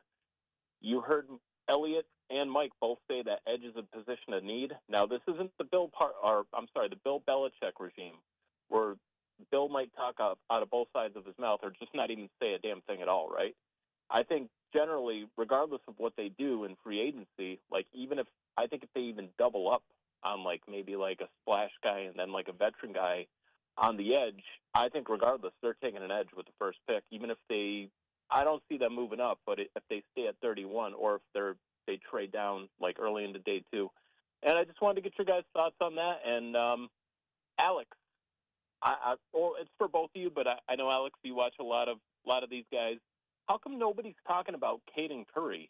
And the only reason why I'm asking is, look at the raw numbers. They look good. I haven't looked at any of the advanced stuff beyond PFF, but I'm guessing like he had a 90-plus PFF grade, so I'm guessing that the nerd numbers or the advanced metric numbers look good on him too. And those are my 2 questions. I'll take them off air, and you guys are the best. Thanks, Barry. Thanks for the call. Yeah, there's no doubt that Vrabel and Elliott Wolf were lockstep in edge rusher being probably their top need. The only thing I wonder, because of how deep this class is, if they get it, like if they don't get a guy in free agency, that's going to be the first round pick. Yeah. Right. But if they can sign one of those guys at the top of the market, they've been linked to, I think, everybody at this point, Hendrickson, Owe, Mafe, right? Do they look at it and say, all right, like that can be our 2nd round pick, our 3rd round pick? Yeah, I think that, this is more of we were talking about this yesterday. Like Belichick had these things where, when they needed edge rushers, he'd double dip in the draft and he'd take Josh Uche and Anthony Jennings, right? Or when they needed tight ends, it didn't work out, but he would take Ossie and Keene, right? Like he would double dip at these positions. I could see the Patriots doing that at edge. I could also see them doing it at tight end, where they draft more of like a bigger blocking style tight end and a receiving tight end, and they try to, see which one kind of wins out. Right. I don't see any real path to Hunter Henry being cut, not on the team in 26. It's just this time of year. You're hearing questions about everybody getting I cut. would also just like mention with Hunter Henry really quickly, I would say besides maybe Will Campbell, who's a little bit closer in age, Hunter Henry might be Drake May's best friend on the entire team. So I would be really, really surprised if they moved on from Hunter Henry this offseason. I think that, they don't really have anything behind him, so that would make no sense from a roster construction standpoint. But also, you have to be careful, with your superstar quarterback and trading away all his friends as well. Hunter Henry and him, Hunter Henry's been kind of like a big brother mentor to Drake May. They're really tight. So I'd be pretty surprised if Hunter Henry's on the move. Do you have anything about the Caden Curry? Yeah. Yeah. So, push down for a couple of reasons. It's a really good edge class, so everybody's kind of knocked down the board a little bit. Only 1 real year of production. Didn't really play before this year. And when you look at the defense he was playing with, like there's, he put up big numbers. Did he earn the big numbers, or was he the guy nobody was paying attention to because you have to worry about Arvell Reese and Sonny Styles and Caleb Downs and like all these different, was he kind of the one that got lost in the wash? So, not a bad player, but he's expected to go like middle of day 3. I think that's probably about right. I don't think he's being slept on. I don't think he's being underrated. I don't think he's overrated. I think he's about where he should be. Okay. Let's take one more call here. Then I want to get to or 2 more calls, and then I want to get to our exercise here. Zach is in New Hampshire. What's up, Zach? Hey, guys. Thanks for taking my call. Just wanted to share a couple things. First, one of my favorite draft traditions is watching Evan's reaction to the Cole Strange pick. It will live forever. Second, and I was right about it too, so it just kind of it makes me feel good too. Yeah, that's a good point. I was just wondering what you guys saw in Denzel Boston. Evan, I know you said you like the speedier, better separators, and even though Drake May likes throwing to the big guys like Matt Collins, I was just wondering, if he's kind of a Keon Coleman 2.0, or if you'd want somebody else over him in the draft, or just trade, stuff like that. Thanks, guys. I appreciate it. Thanks, Zach. I surprisingly was okay with Denzel Boston. Like if they drafted Denzel Boston, I could see the vision. I think he's a little bit different than Keon Coleman because I do think that he separates enough, especially when you're talking about guys that play on the outside. You want to see guys that separate early in the route, even though they might end up in a contested situation if they can win the leverage battle at the line of scrimmage and then get guys like kind of on their hip in the right direction. That way there, like you present like a clear target to the quarterback of like, okay, I'm leading him on this one. I'm back shouldering him. I'm throwing him inside, like whatever the case may be. And I thought Denzel Boston did enough in terms of that. Like he's not a pure separator. He's not like Casey Concepcion or Omar Cooper who's like breaking away from people. But he's got that sort of big body X separation ability. And then he's just fantastic at the catch point, like super strong hands, 10 of 13 in contested situations, just really, really good in that regard. But everybody hears that and is like, oh, it's a contested catch guy. He only had 13 contested targets. That's not very many. No. Most of the time, the guys near the top of CFB and contested targets are 30 plus contested targets. So he was really good on his contested targets, but he actually separated a decent amount to not have a ton of those. Right. So I thought that he impressed me, And another thing, just quickly with him, like he kind of has that modern X where like he can line up condensed and he can line up in the slot a little bit and block and like hold his own in there. Sort of like what Matt Collins did for the Patriots last year. And that's been more and more popular now, especially with all the condensed or tight formations that all these offenses are using. That's like the new thing, right? Like, can you line up in tight to the formation in a condensed bunch and block somebody? And I think Denzel Boston can do those types of things. Yeah. Did you say something else, or was that it? The thing about the Cole Strange video. Oh, yeah, that was, a classic. Randy is in Providence. What's up, Randy? Hey, how's it going, guys? Hey. So just a couple things on guys that kind of from the combine moved or guys that you have mentioned. Number one, you guys talked about Ihinator. We got to stop talking about him as a first-round pick. That kid is 25 years old. He's going to be 30 years old at the end of his rookie contract. I don't think he's someone that you can draft in the first round at that age, especially he just started playing football like 5 minutes ago. All right, he's a developmental raw prospect that's old. It's a bad combination for a first-round pick. But Blake Miller, on the other hand, I think they draft him. I think he could start right away at right tackle, and Moses kind of play like a swing tackle, backup, mentor. He seemed to take a lot of veteran days last year. I don't know if you guys think he would embrace that kind of role. And then when you guys are talking about downs from the combine, R. Mason Thomas has got to be on that list for me. He came in light, short-armed, small hands, which small hands to me is kind of a signifier, a red flag anyway. But he was really average get off too. Like pre this, he was kind of billed as like, well, he'll be short, but he's got great get off. And then he didn't. It was subpar, if anything. And then Patty had mentioned Caden Curry, the shortest arms at the combine of any edges. That's another down on him. I wonder what you guys think about Jacob Rodriguez. Do you think he could be in play for us? Maybe not in the first round, but in the second round, if he's still on the clock, I think he'd be an upgrade. And then one last thing is Malachi Fields. I've been really high on him, but I feel like there's too many red flags. He's got very small hands, less than 9 inches, and the bad 40 and 10-yard split. Like, speed was never his thing, but I was hoping for a higher baseline.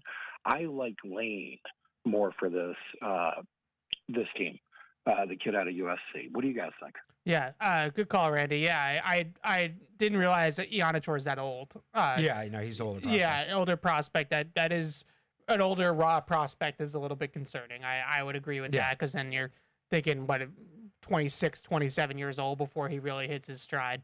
It's a valid point. Who was the other guy that he mentioned that I Blake Miller?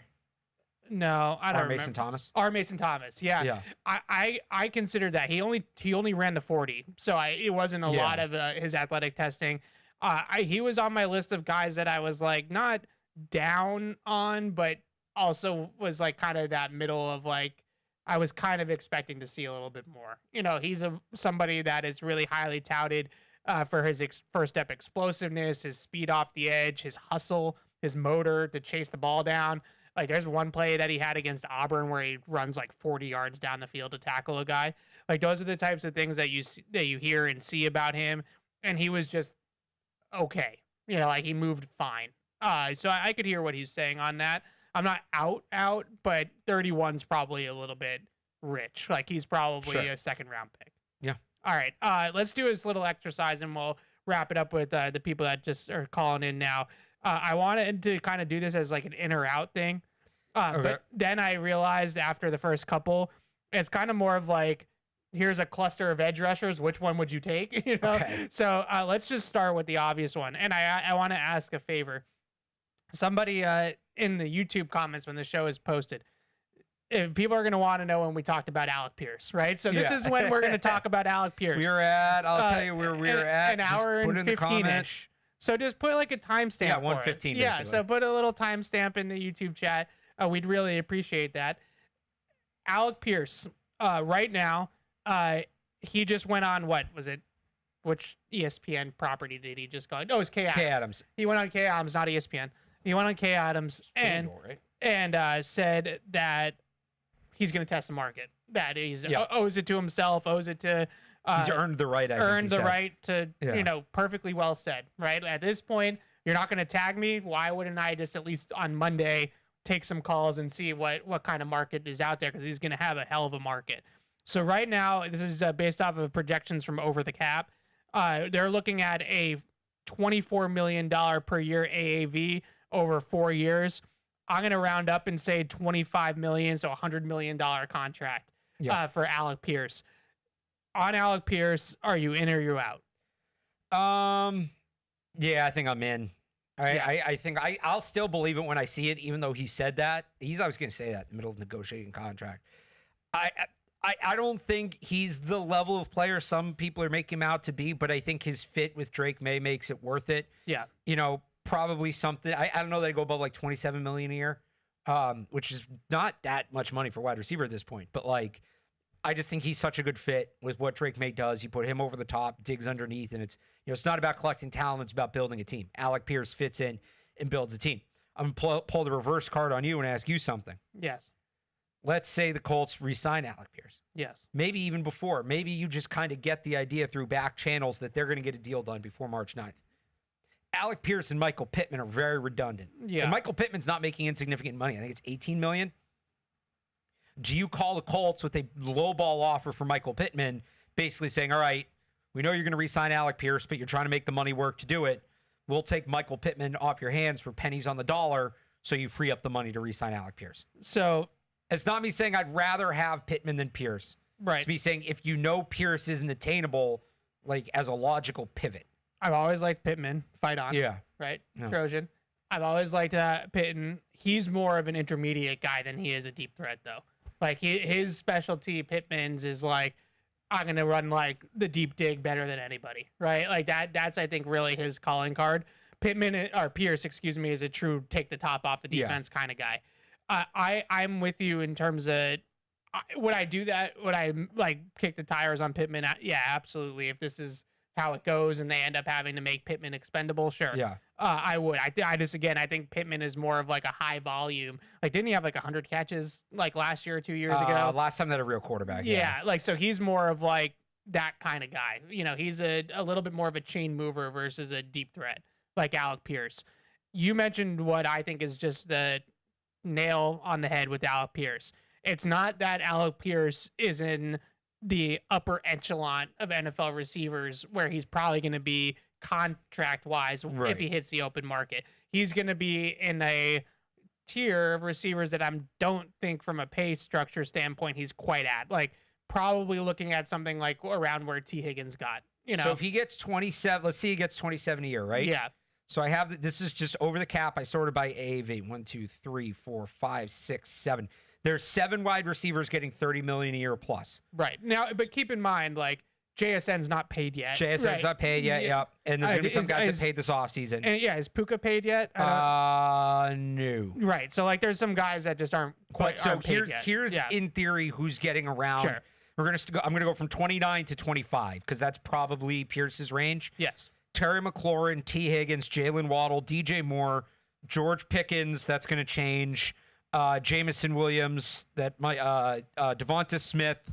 Nico Collins. Nico Collins at 24 and a quarter.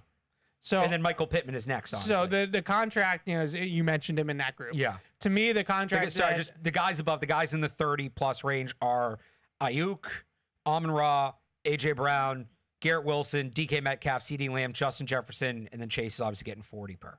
Okay. So if I'm Alec Pierce's agent, playing the player side for a second, T. Higgins is 4 years, $115 million at 28.75 is what I'm shooting for.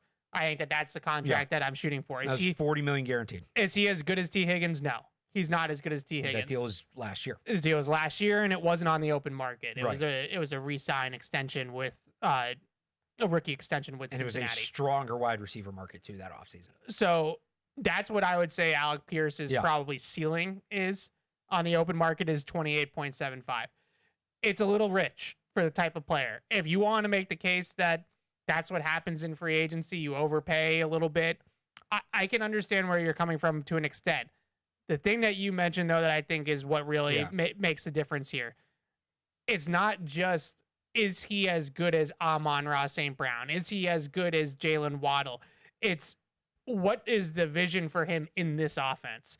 And when you put a guy that led the league in yards per catch, that had 12 plays of 20-plus yards last year with bad quarterback player Daniel Jones, and you put him with maybe the best deep ball thrower in the NFL in Drake May, you are marrying perfectly quarterback and skill set of receiver. Like, you can't really get it much better than that. So this is a guy that had 1,000 yards playing with Daniel Jones and the corpse of Phillip Rivers. Yeah. Now imagine him playing with the MVP runner-up who just so happens to throw the best deep ball in the league. Right. Like, you're just talking about a guy that I think could really marry so well. They're going to make each other better. They're going to make each other better. You have Diggs underneath and in the middle of the field. You have Alec Pierce over the top. It's not just looking at the contract in a vacuum of, is he worth this relative to the rest of the league? It's, first of all, like, it's an open market. So, like, you have to be the highest bidder and you have to win that negotiation. Second of all, it's what's the best stylistic fit with Drake May? And this is why in the draft, when we start talking about draft receivers, this is why I keep talking about up Chris Brazzell and all these other guys, because I want a 6'4", 4.4 speed kind of receiver to give to Drake May. And isn't that just Alec Pierce, but just a proven, known commodity in the league already? He's only, 25 years old on top of this as well? He's going to his age 26 season. So, like, he's young. He's ascending. He's hitting the prime of his career. Turns 26 in May. It just, to me, this is a no-brainer. It's a no-brainer, and I don't really see a whole lot of flaws in his profile in terms of the type of receiver that he is. If you want to ask, like, is he in the, obviously he's not in the Jamar Chase, Justin Jefferson, JSN. Well, so let me give level. you another comp, and I've heard this one. Matt Dolph, who I work with at 98.5, threw this out. He actually had 2 contract comps. One was Devonta Smith. I think the better one is Jamison Williams. Yeah. Also 25 years old. Also more of a deep threat guy than a volume guy. He's a little bit more physical than Jamison Williams is. I'm talking contract comp. Oh, okay. So in terms of, like, how you're going to pay the player profile of how you're going to pay him, 3 years, $83 million with 66 guaranteed. So it's like 26.6 a year. Right. So I would think his agent would want that 4th year. Right. But either way, so that's right around. But I'll say this too about the thing about the contract. And I know nobody wants to hear this because they want to nitpick, and it sounds like I'm making excuses for teams or whatever. No, it's just the reality of it. Can you think of one instance, Evan? Yeah. Outside of age, because people are going to come right at me with digs. Outside of age, one instance where somebody signed a contract in free agency, played well, but people were still like, yeah, I don't know. I still think they paid him too much. No. Like, the whole thing about, well, what's the value of the contract to me? You have to be able to fit all the math in the salary cap, obviously, but, like, get a good the cap can be maneuvered. Yeah. Richard Miller. Objectively. Yeah. They overpaid for Milton Williams last year. Milton Williams' contract at the time it was signed was for more money than he probably should have been worth, if you break it down. Is anybody brought that up in the last year? No. And they shouldn't. Yeah. They shouldn't because he's playing his ass off. It reminds me a little bit of the Milton Williams situation too, where like with Indy, you mentioned Pittman. Obviously, Jonathan Taylor is the engine. Josh Downs is there. Yeah. Tyler Warren was there now last year. So there's a lot of mouths to feed in that offense. Like he's going to come here, and I've heard the volume held against him. The fact that he was has only 47 catches, which by the way, if you have 1,000 yards on 47 catches, imagine if instead of 88 targets, he has like 120 targets next year. Right? Like now that production is just going to go up and up and up. That's the difference between him being in New England and him potentially being in Indianapolis. Indianapolis has been built around Jonathan Taylor in the run game. Like they're a run-first offense. They don't have a ton of volume to spread around to their receivers. So Alec Pierce, I think we're both on the same page. I don't think it would be a gross overpay. And I think that the fit with Drake May would just be outstanding. And I really couldn't think of another. I don't think that this type of receiver, this is my last point, and you can finish up. I don't think that this type of receiver hits unrestricted free agency too often. No. Ascending. I still think we're gonna get rug pulled like Ronnie Stanley last year. Well, maybe he's doing that as a negotiation ploy, but he's right. Like, why would he not test the market at this point? He's like 4 or 5 days away from it. Like, why would you decide to sign now? The fit, the stylistic fit of what they need. He was also, very, very good last year against press coverage, 81st percentile success rate against press coverage. So you have all these different things that add up to this is a really good fit in your offense and a really good fit with your quarterback. So you maybe have to pay him, maybe he's a $24 million receiver and you end up paying him 28. Yeah. And again, to go back to the what I was saying before about the money, the way the cap goes up every year, like none of these the contract only ages poorly if the player doesn't play well. Yeah, and I don't anticipate that happening. If you have a football reason, if you want to say Alec Pierce is not going to play well in New England for this, that, or the other thing, like you said, he has all his talent around him in Indy. When he's the guy, maybe he struggles more. We can absolutely have that conversation. Yeah. If you're going to say, I think he'll play well, but I don't think the contract will age well. No contract outside of guys getting old, which Pierce is going his age 26 season. No contract has ever aged poorly with a player playing well. I really can't think of an instance where that's happened. Yeah. Especially in the NFL with how much the cap goes up year to year. So if you think he's worth 24 and I give him 28 to get it done, fine. I wouldn't give him 40 because now you're just throwing the whole thing out of whack, right? You still got to have.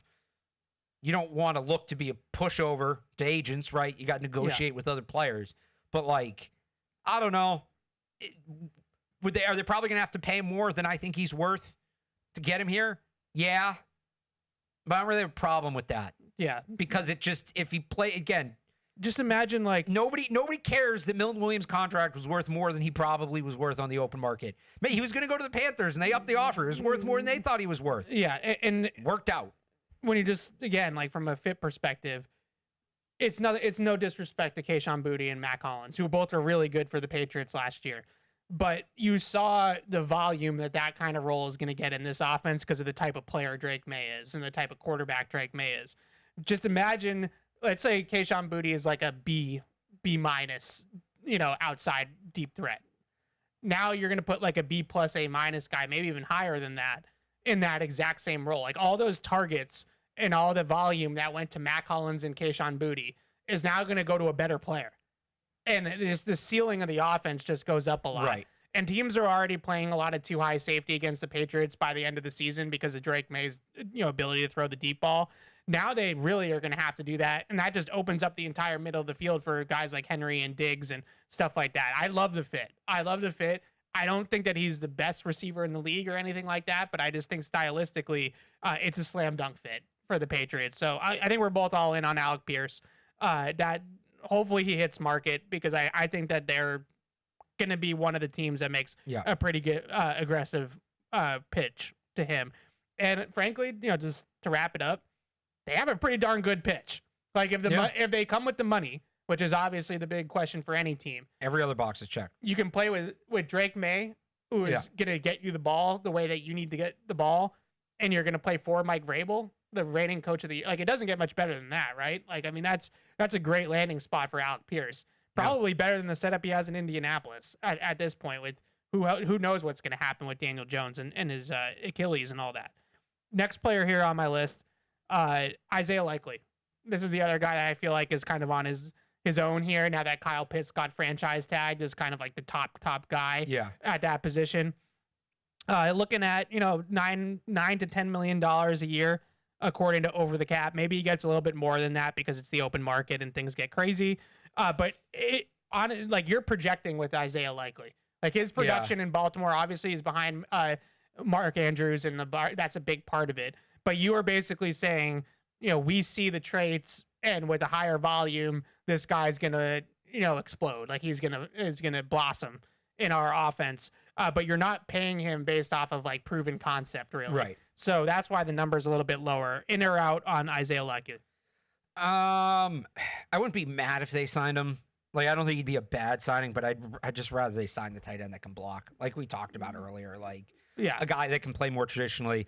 Let me ask this: you're probably going to get about the same money, Likely or Njoku. You think they're going to get the same money? About. I think Likely get paid more. Maybe a little bit more. I think they're going to be in the same ballpark. If I had to pick between those two, I'd probably go Njoku.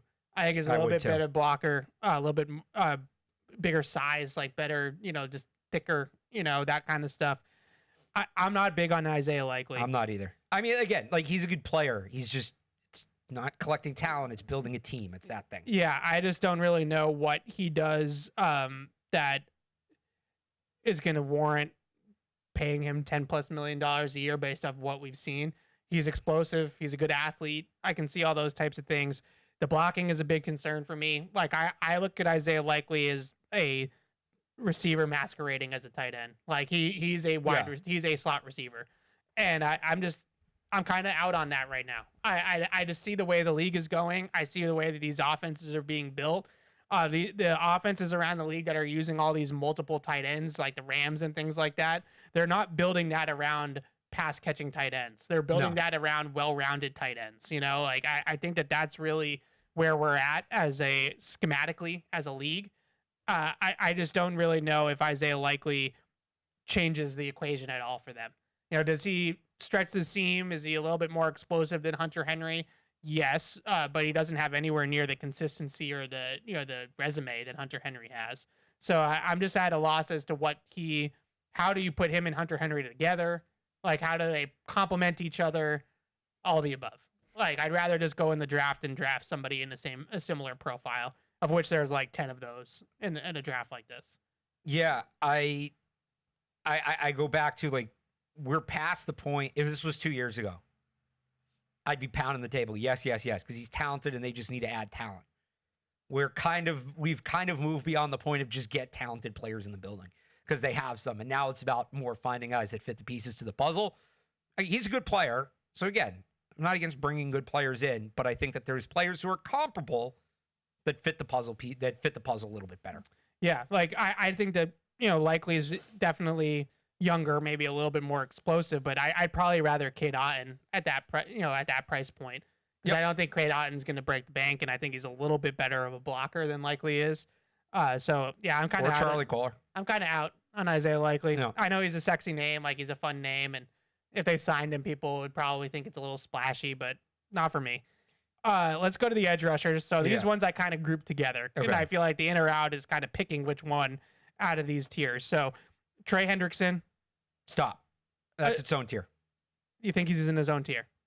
He's in his own category. Maybe not his own tier in terms of talent, but everybody else you're going to name is under the age of 30, I'm guessing, in this group. So let me give you the 4 names, and then I want to talk about Trey Hendrickson more because we workshopped this take last night, and I feel pretty strongly Hendrickson is his own thing to me, but continue. Hendrickson. Yeah. Owe. Yeah. Jalen Phillips. Yeah. Boye Mafe. So Hendrickson right now projected about 21 million a year. Yeah. Owe is around 19. Yeah. Jalen Phillips is around 15. But the reporting out of the combine is that he might get 20. Boye Mafe is around 16. Yeah. So they're all kind of in a similar $5 million range. But here's the big difference. And this is why I cut you off. Yeah. Trey Hendrickson's going to get a 1, maybe 2-year deal. Right. The rest of those guys are getting 4-year deals. And Hendrickson's probably going to cost more in the 1 year. And so he's a bridge. He's essentially what Diggs was at the wide receiver position at edge. We're going to come back next year. We might still be doing it in the draft. They got to get an edge. They got to get an edge.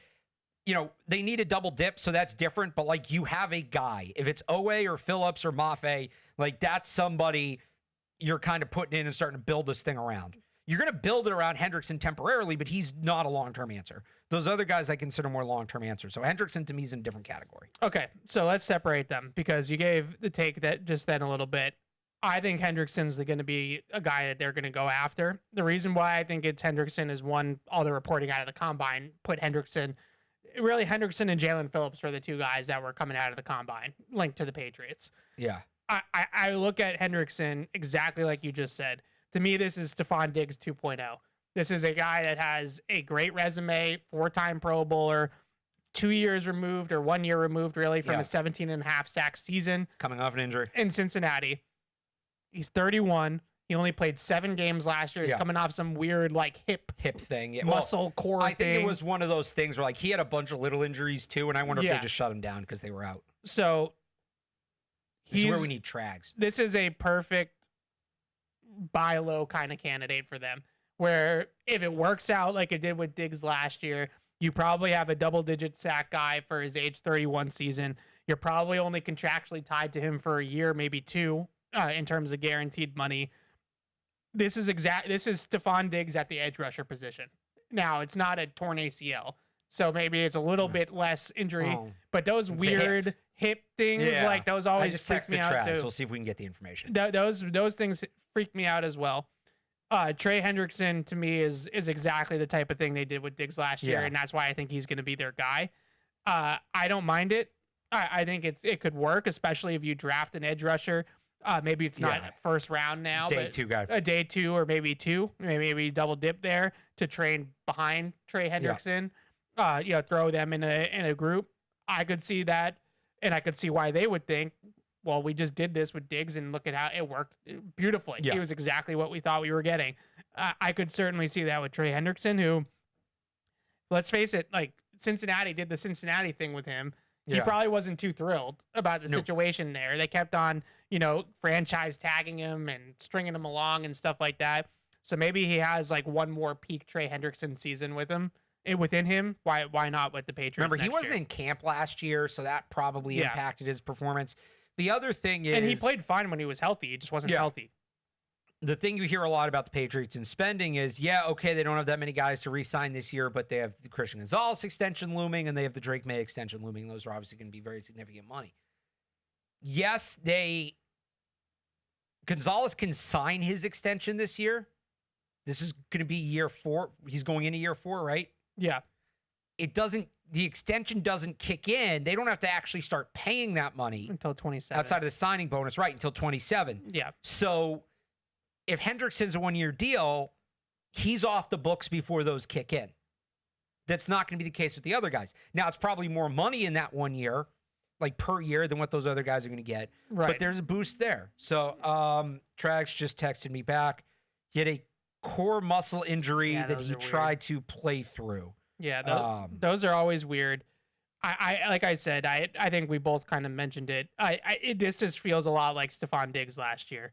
Name brand, high ceiling, very, like, if it hits it, it's going to hit big.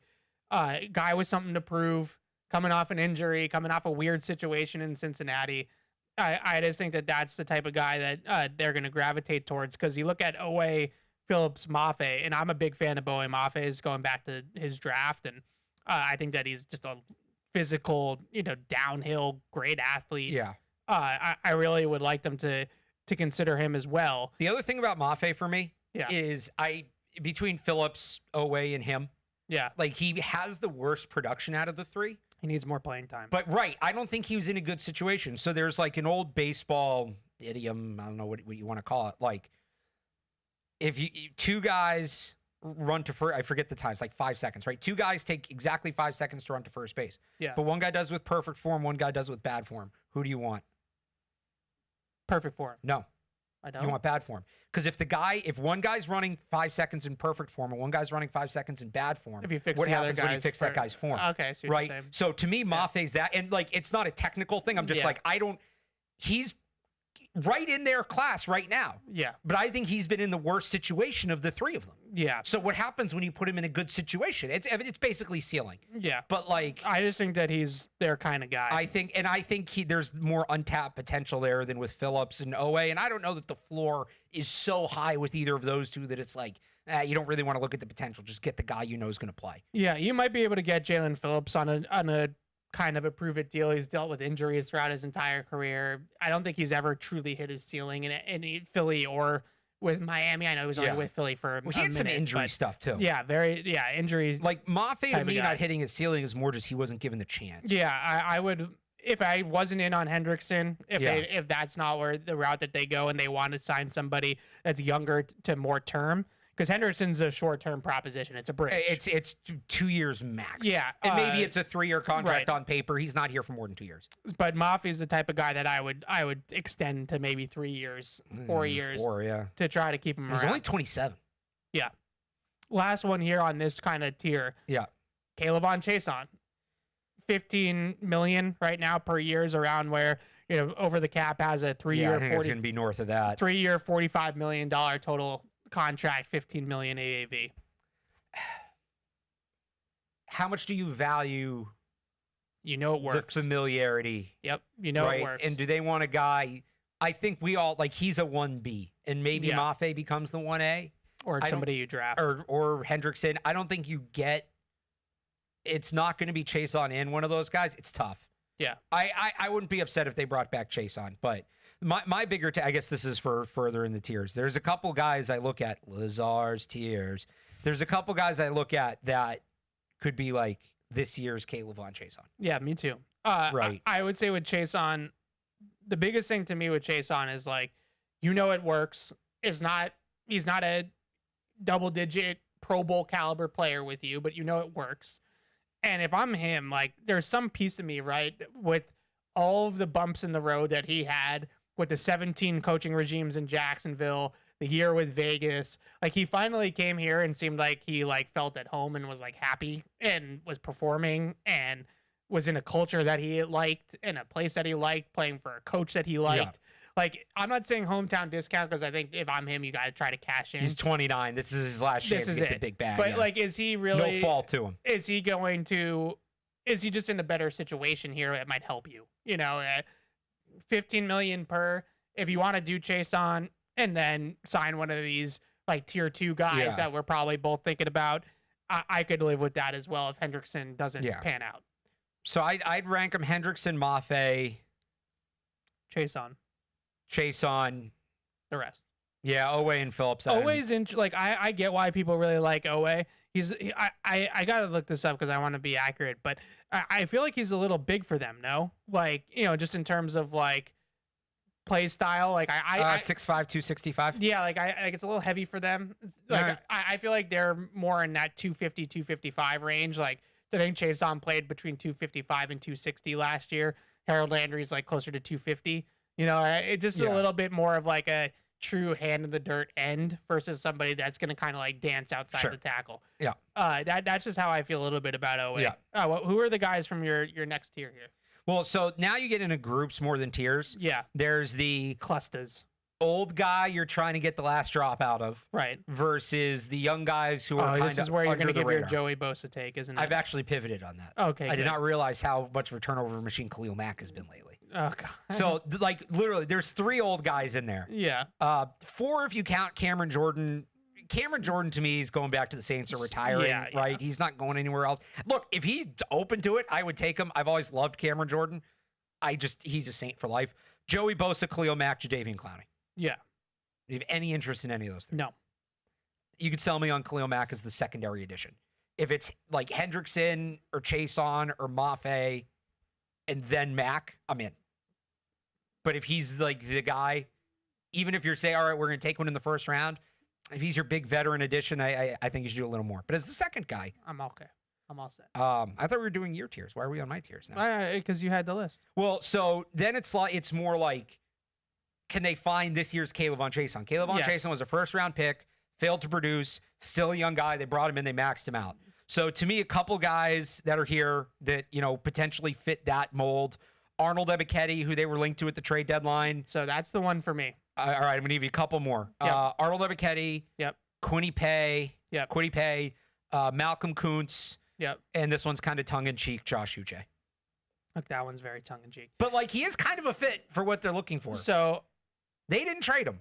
Ebiketie is the guy to me. When I say they didn't trade him, that was the Gerard Mayo year. Yeah, so Ebiketie is a classic. Is it Ebiketie? I thought it was Ebiketie. I think it's Ebiketie. I'll look it up. This isn't me calling you out. This is honestly me asking. I don't know. I think it's on his Pro Football Reference page. I'll find it. 6'2", 250. Good athlete, like very nimble, fluid. Yeah. Pass rusher, first step explosiveness, bend. Really good player at Penn State. It just hasn't really worked out for him in the NFL. For me, like that's the guy that if I'm like trying to take like a flyer on. I think he was like an early second round pick. I don't think he was a pure first rounder. I think he was I remember he was mocked. I think he was like the 38th pick in the draft or something like that to Atlanta, right? In 22. He was 38th pick.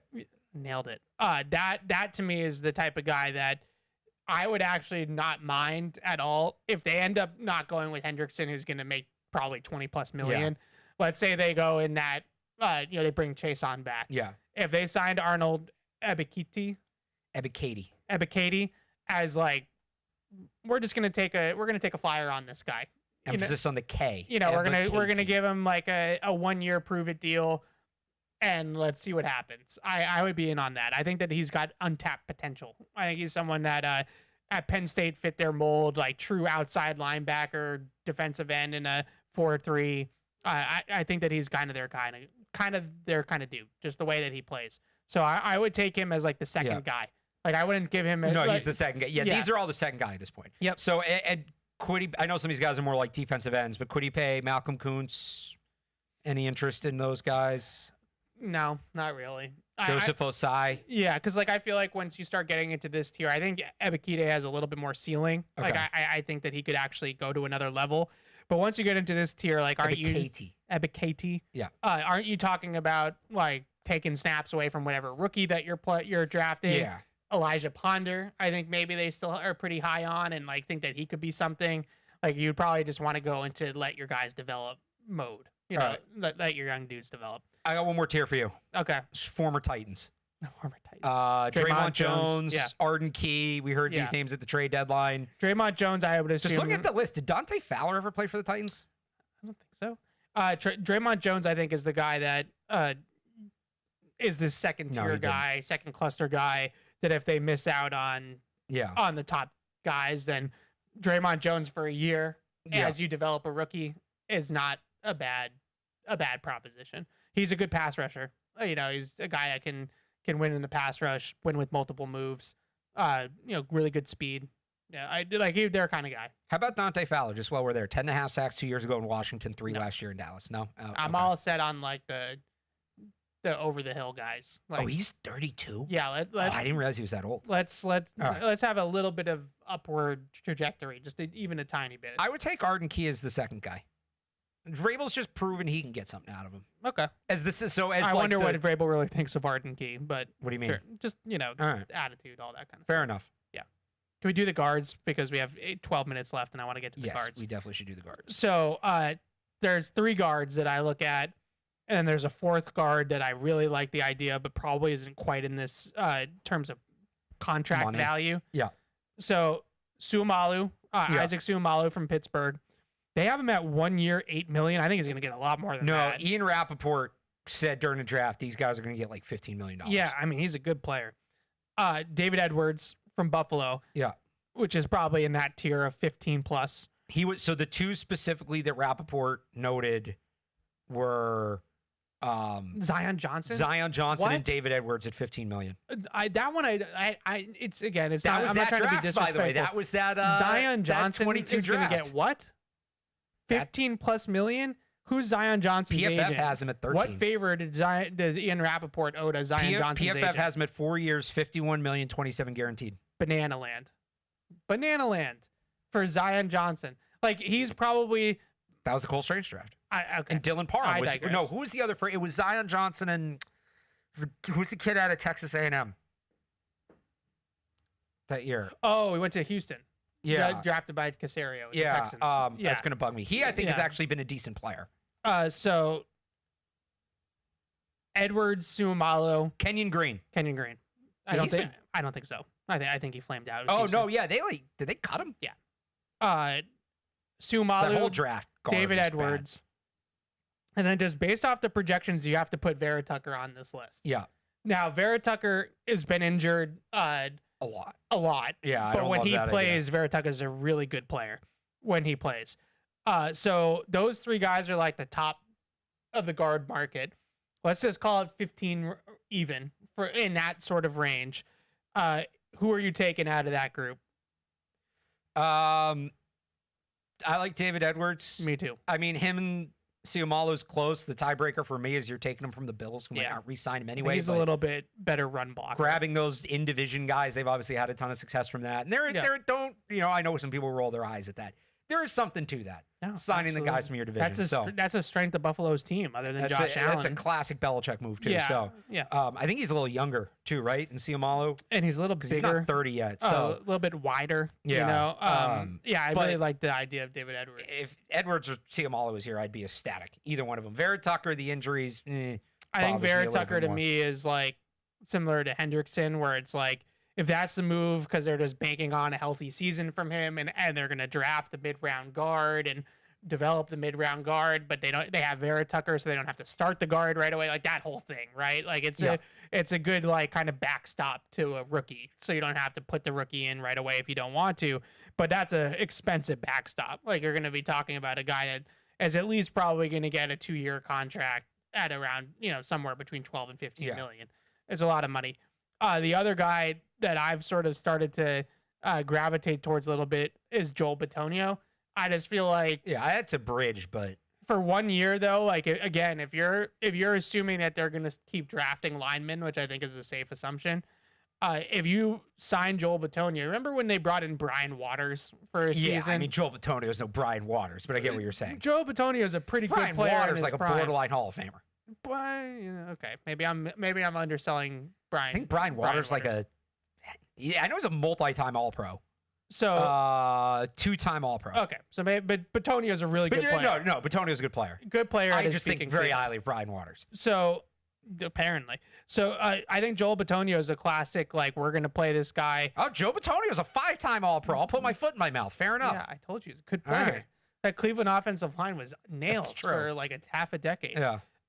So he's a classic. Like this is just a professional. It's kind of like Morgan Moses at right tackle, right? Like this is just a pro, played the position at a high level for like a decade. You're gonna set it and forget it with Joel Bitonio.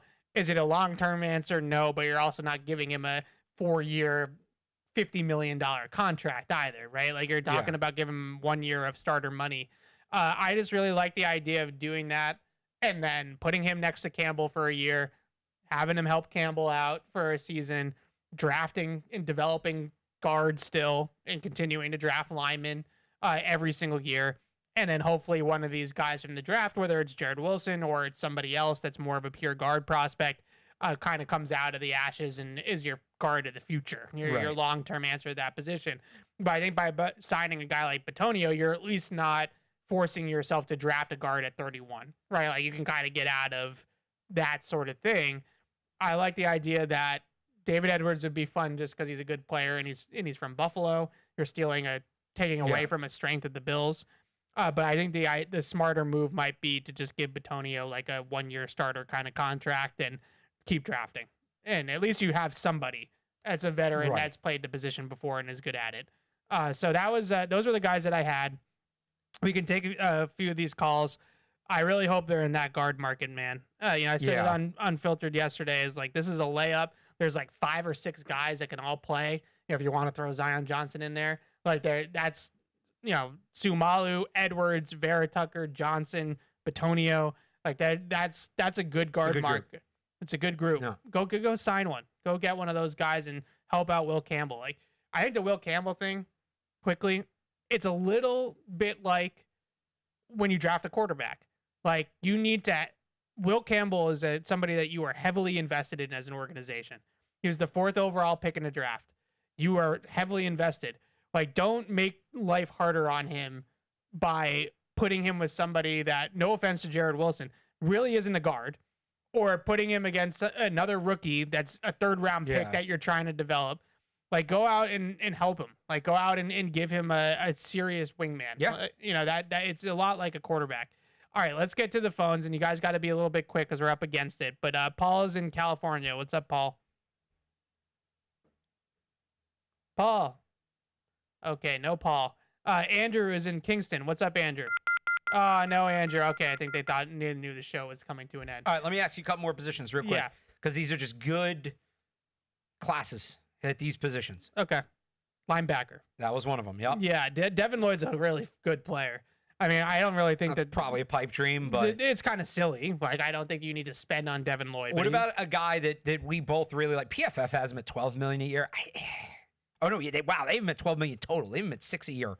I don't know about that, but we both really liked this guy in the draft, Leo Chenal. I do like Leo Chenal, but he didn't really live up to the hype, right? Like, no, he's a good player. He's fine. As like a long-term replacement for Spillane kind of thing. Yeah. Like they're going to play together. I mean, I wouldn't pay him a ton, but fine. Safety? If Jalen Hawkins walks, it's a starter position that they need to fill. I like Kobe Bryant. I like Kobe Bryant. I like Brian Cook. That's probably a little high in the market for them. Yeah. I like Brisker. I'm going to keep pounding the table for this. Even if Hawkins comes back, I want them to add a legit safety. I want them to have more depth. I want them to be able to play 3 safety sets. I will asterisk, like, smaller, fast coverage linebacker. Kyle Lewis would check this box for me. Not adding a second linebacker, not like Jacob Rodriguez, but like specifically a coverage linebacker, a pure coverage linebacker. Yep. But I want them to add somebody that allows them to play those packages. So it's getting Hawkins back and then somebody. I would say I agree with you 100% at safety because with Dime, like, I think they played too much nickel last year. I think they were 2-3 corner nickel heavy. It wasn't that they had bad players out there. It wasn't anything like that. It just, like, really limited their flexibility on the back end to play games. Like, when you have 3 safeties out there, you can keep 2 deep. You can play one as like a free player, whether he's blitzing or he's a robber or he's handling higher stress coverage situations. You can do a lot of different things with 3 safeties that I think a lot of the, especially like the Ravens Minter tree coaches, whether that's McDonald or Minter themselves, those guys, like Seattle played a ton of dime. They obviously Amon Worry is a big part of that, but like having that kind of flexibility back there to get into 6 DBs and sort of just do different coverages and do some different things with those 3 safeties is valuable. And I think that they were one of the heavier nickel teams in the league last year, and it was a lot of 3 corner nickel specifically with Marcus Jones playing the nickel. I think they could be a little bit more versatile back there by having like a playable 3rd safety. No offense to Del Pettis, but like somebody that's better than that. It's just the way the league's trending. And is it a little bit of a luxury addition? Oh, why do they need a 3rd safety? They're trying to add other positions. I think they're good enough to make a couple luxury additions. And this would be one of them. So, and that it doesn't have to be free agency like that. Again, Kyle Lewis, AJ Halsey, and it like doesn't it could have be to in the be draft. It doesn't have to be an expensive free agent. DJ Payne. I just think if you're paying a free agent, then that guy's going to expect to play. And if he comes in and now all of a sudden he's a dime backer, that's why, again, like Brian Cook, top of the market's probably a little much. Because that guy's ultimately only going to play 15 to 20% of the snaps. Right. Kobe Bryant is a guy you can probably sign for that role. I'm just looking at who else. Kobe Bryant, I feel like, is someone that's going to expect to start. He just started on the Super Bowl champs. So that's true. What about, like, I'm just looking at the list of names. Nick Cross isn't a bad. Oh, he was hurt. That's right. Yeah. All right, well. I do like the linebackers. Just a thought. It's a good linebacker. It's a good, market. And it's funny, the strengths in free agency and the strengths in the draft are the same. And the weaknesses, too. It's very weird. Yeah. I've never seen it, like, perfectly line up like that. I think the draft wide receiver group is better than the free agency group. Well, Alec Pierce helps it out a lot, but I don't really like. I mean, maybe in terms of like long-term impact, but Mike Evans for a year, that's pretty good. Mike Evans for a year Pickens is now franchise You know, tag. I think people are sleeping on Shaheed a little bit. I'm not sleeping on Shaheed, but he's a type, right? Like Look, he's not going to be a volume receiver. It's not as good as it is in the draft, but like maybe that's the one spot where kind of. I think the draft is just a little bit deeper. And like in terms of the Patriots, like Shaheed, Romeo Doubs, Wan'Dale Robinson, you have that at home. Like Right. you have all those guys. Kayshon Boutte, Romeo Doubs, Shaheed, Kyle Williams is like his apex is probably Rashid Shaheed. Like what you hope Kyle Williams becomes. Wan'Dale Robinson and Pop Douglas are clones of each other. They're the same player. So like I just think a lot of that is that, and then you have like your veteran Mike Evans, who maybe Mike Evans. I think DeAndre Hopkins is a free agent again. Brandon Cooks is a free agent. Like you're doing that whole thing. All right. Next week, we'll be back same time, same place on Wednesday. The tampering period will be up and running. The league year officially, for some reason, I don't know why they do this, but I think the league year is at 4, right? Because everybody was doing it behind closed doors anyway, so they just move up the start of the league year. Just start the league year on Monday. But then everybody's going to start whispering earlier. Okay. This is what happened with okay, that's a good point. I think it was baseball. Like the free agency just kept moving up. Yeah. Because they were basically like, look, if you actually respect some of this, we'll give you a window where you can do it. Okay, so we'll definitely have some signings, some moves by the time we do the show next Wednesday. So I'm really looking forward to that. Until then, signing off for Alex behind the glass, Alex Barth. I'm Evan Lazar. Thanks for watching. Bye. We'll see you for free agency next week, guys. It should be fun. Hey, this is Matisse. Thanks for tuning into the show. If you really want to help us, make sure you like us wherever you get your podcasts, like Apple Podcasts or Spotify. Also, make sure to follow us on the New England Patriots YouTube channel to see this show and everything else here that we do at the Patriots. Thanks a lot.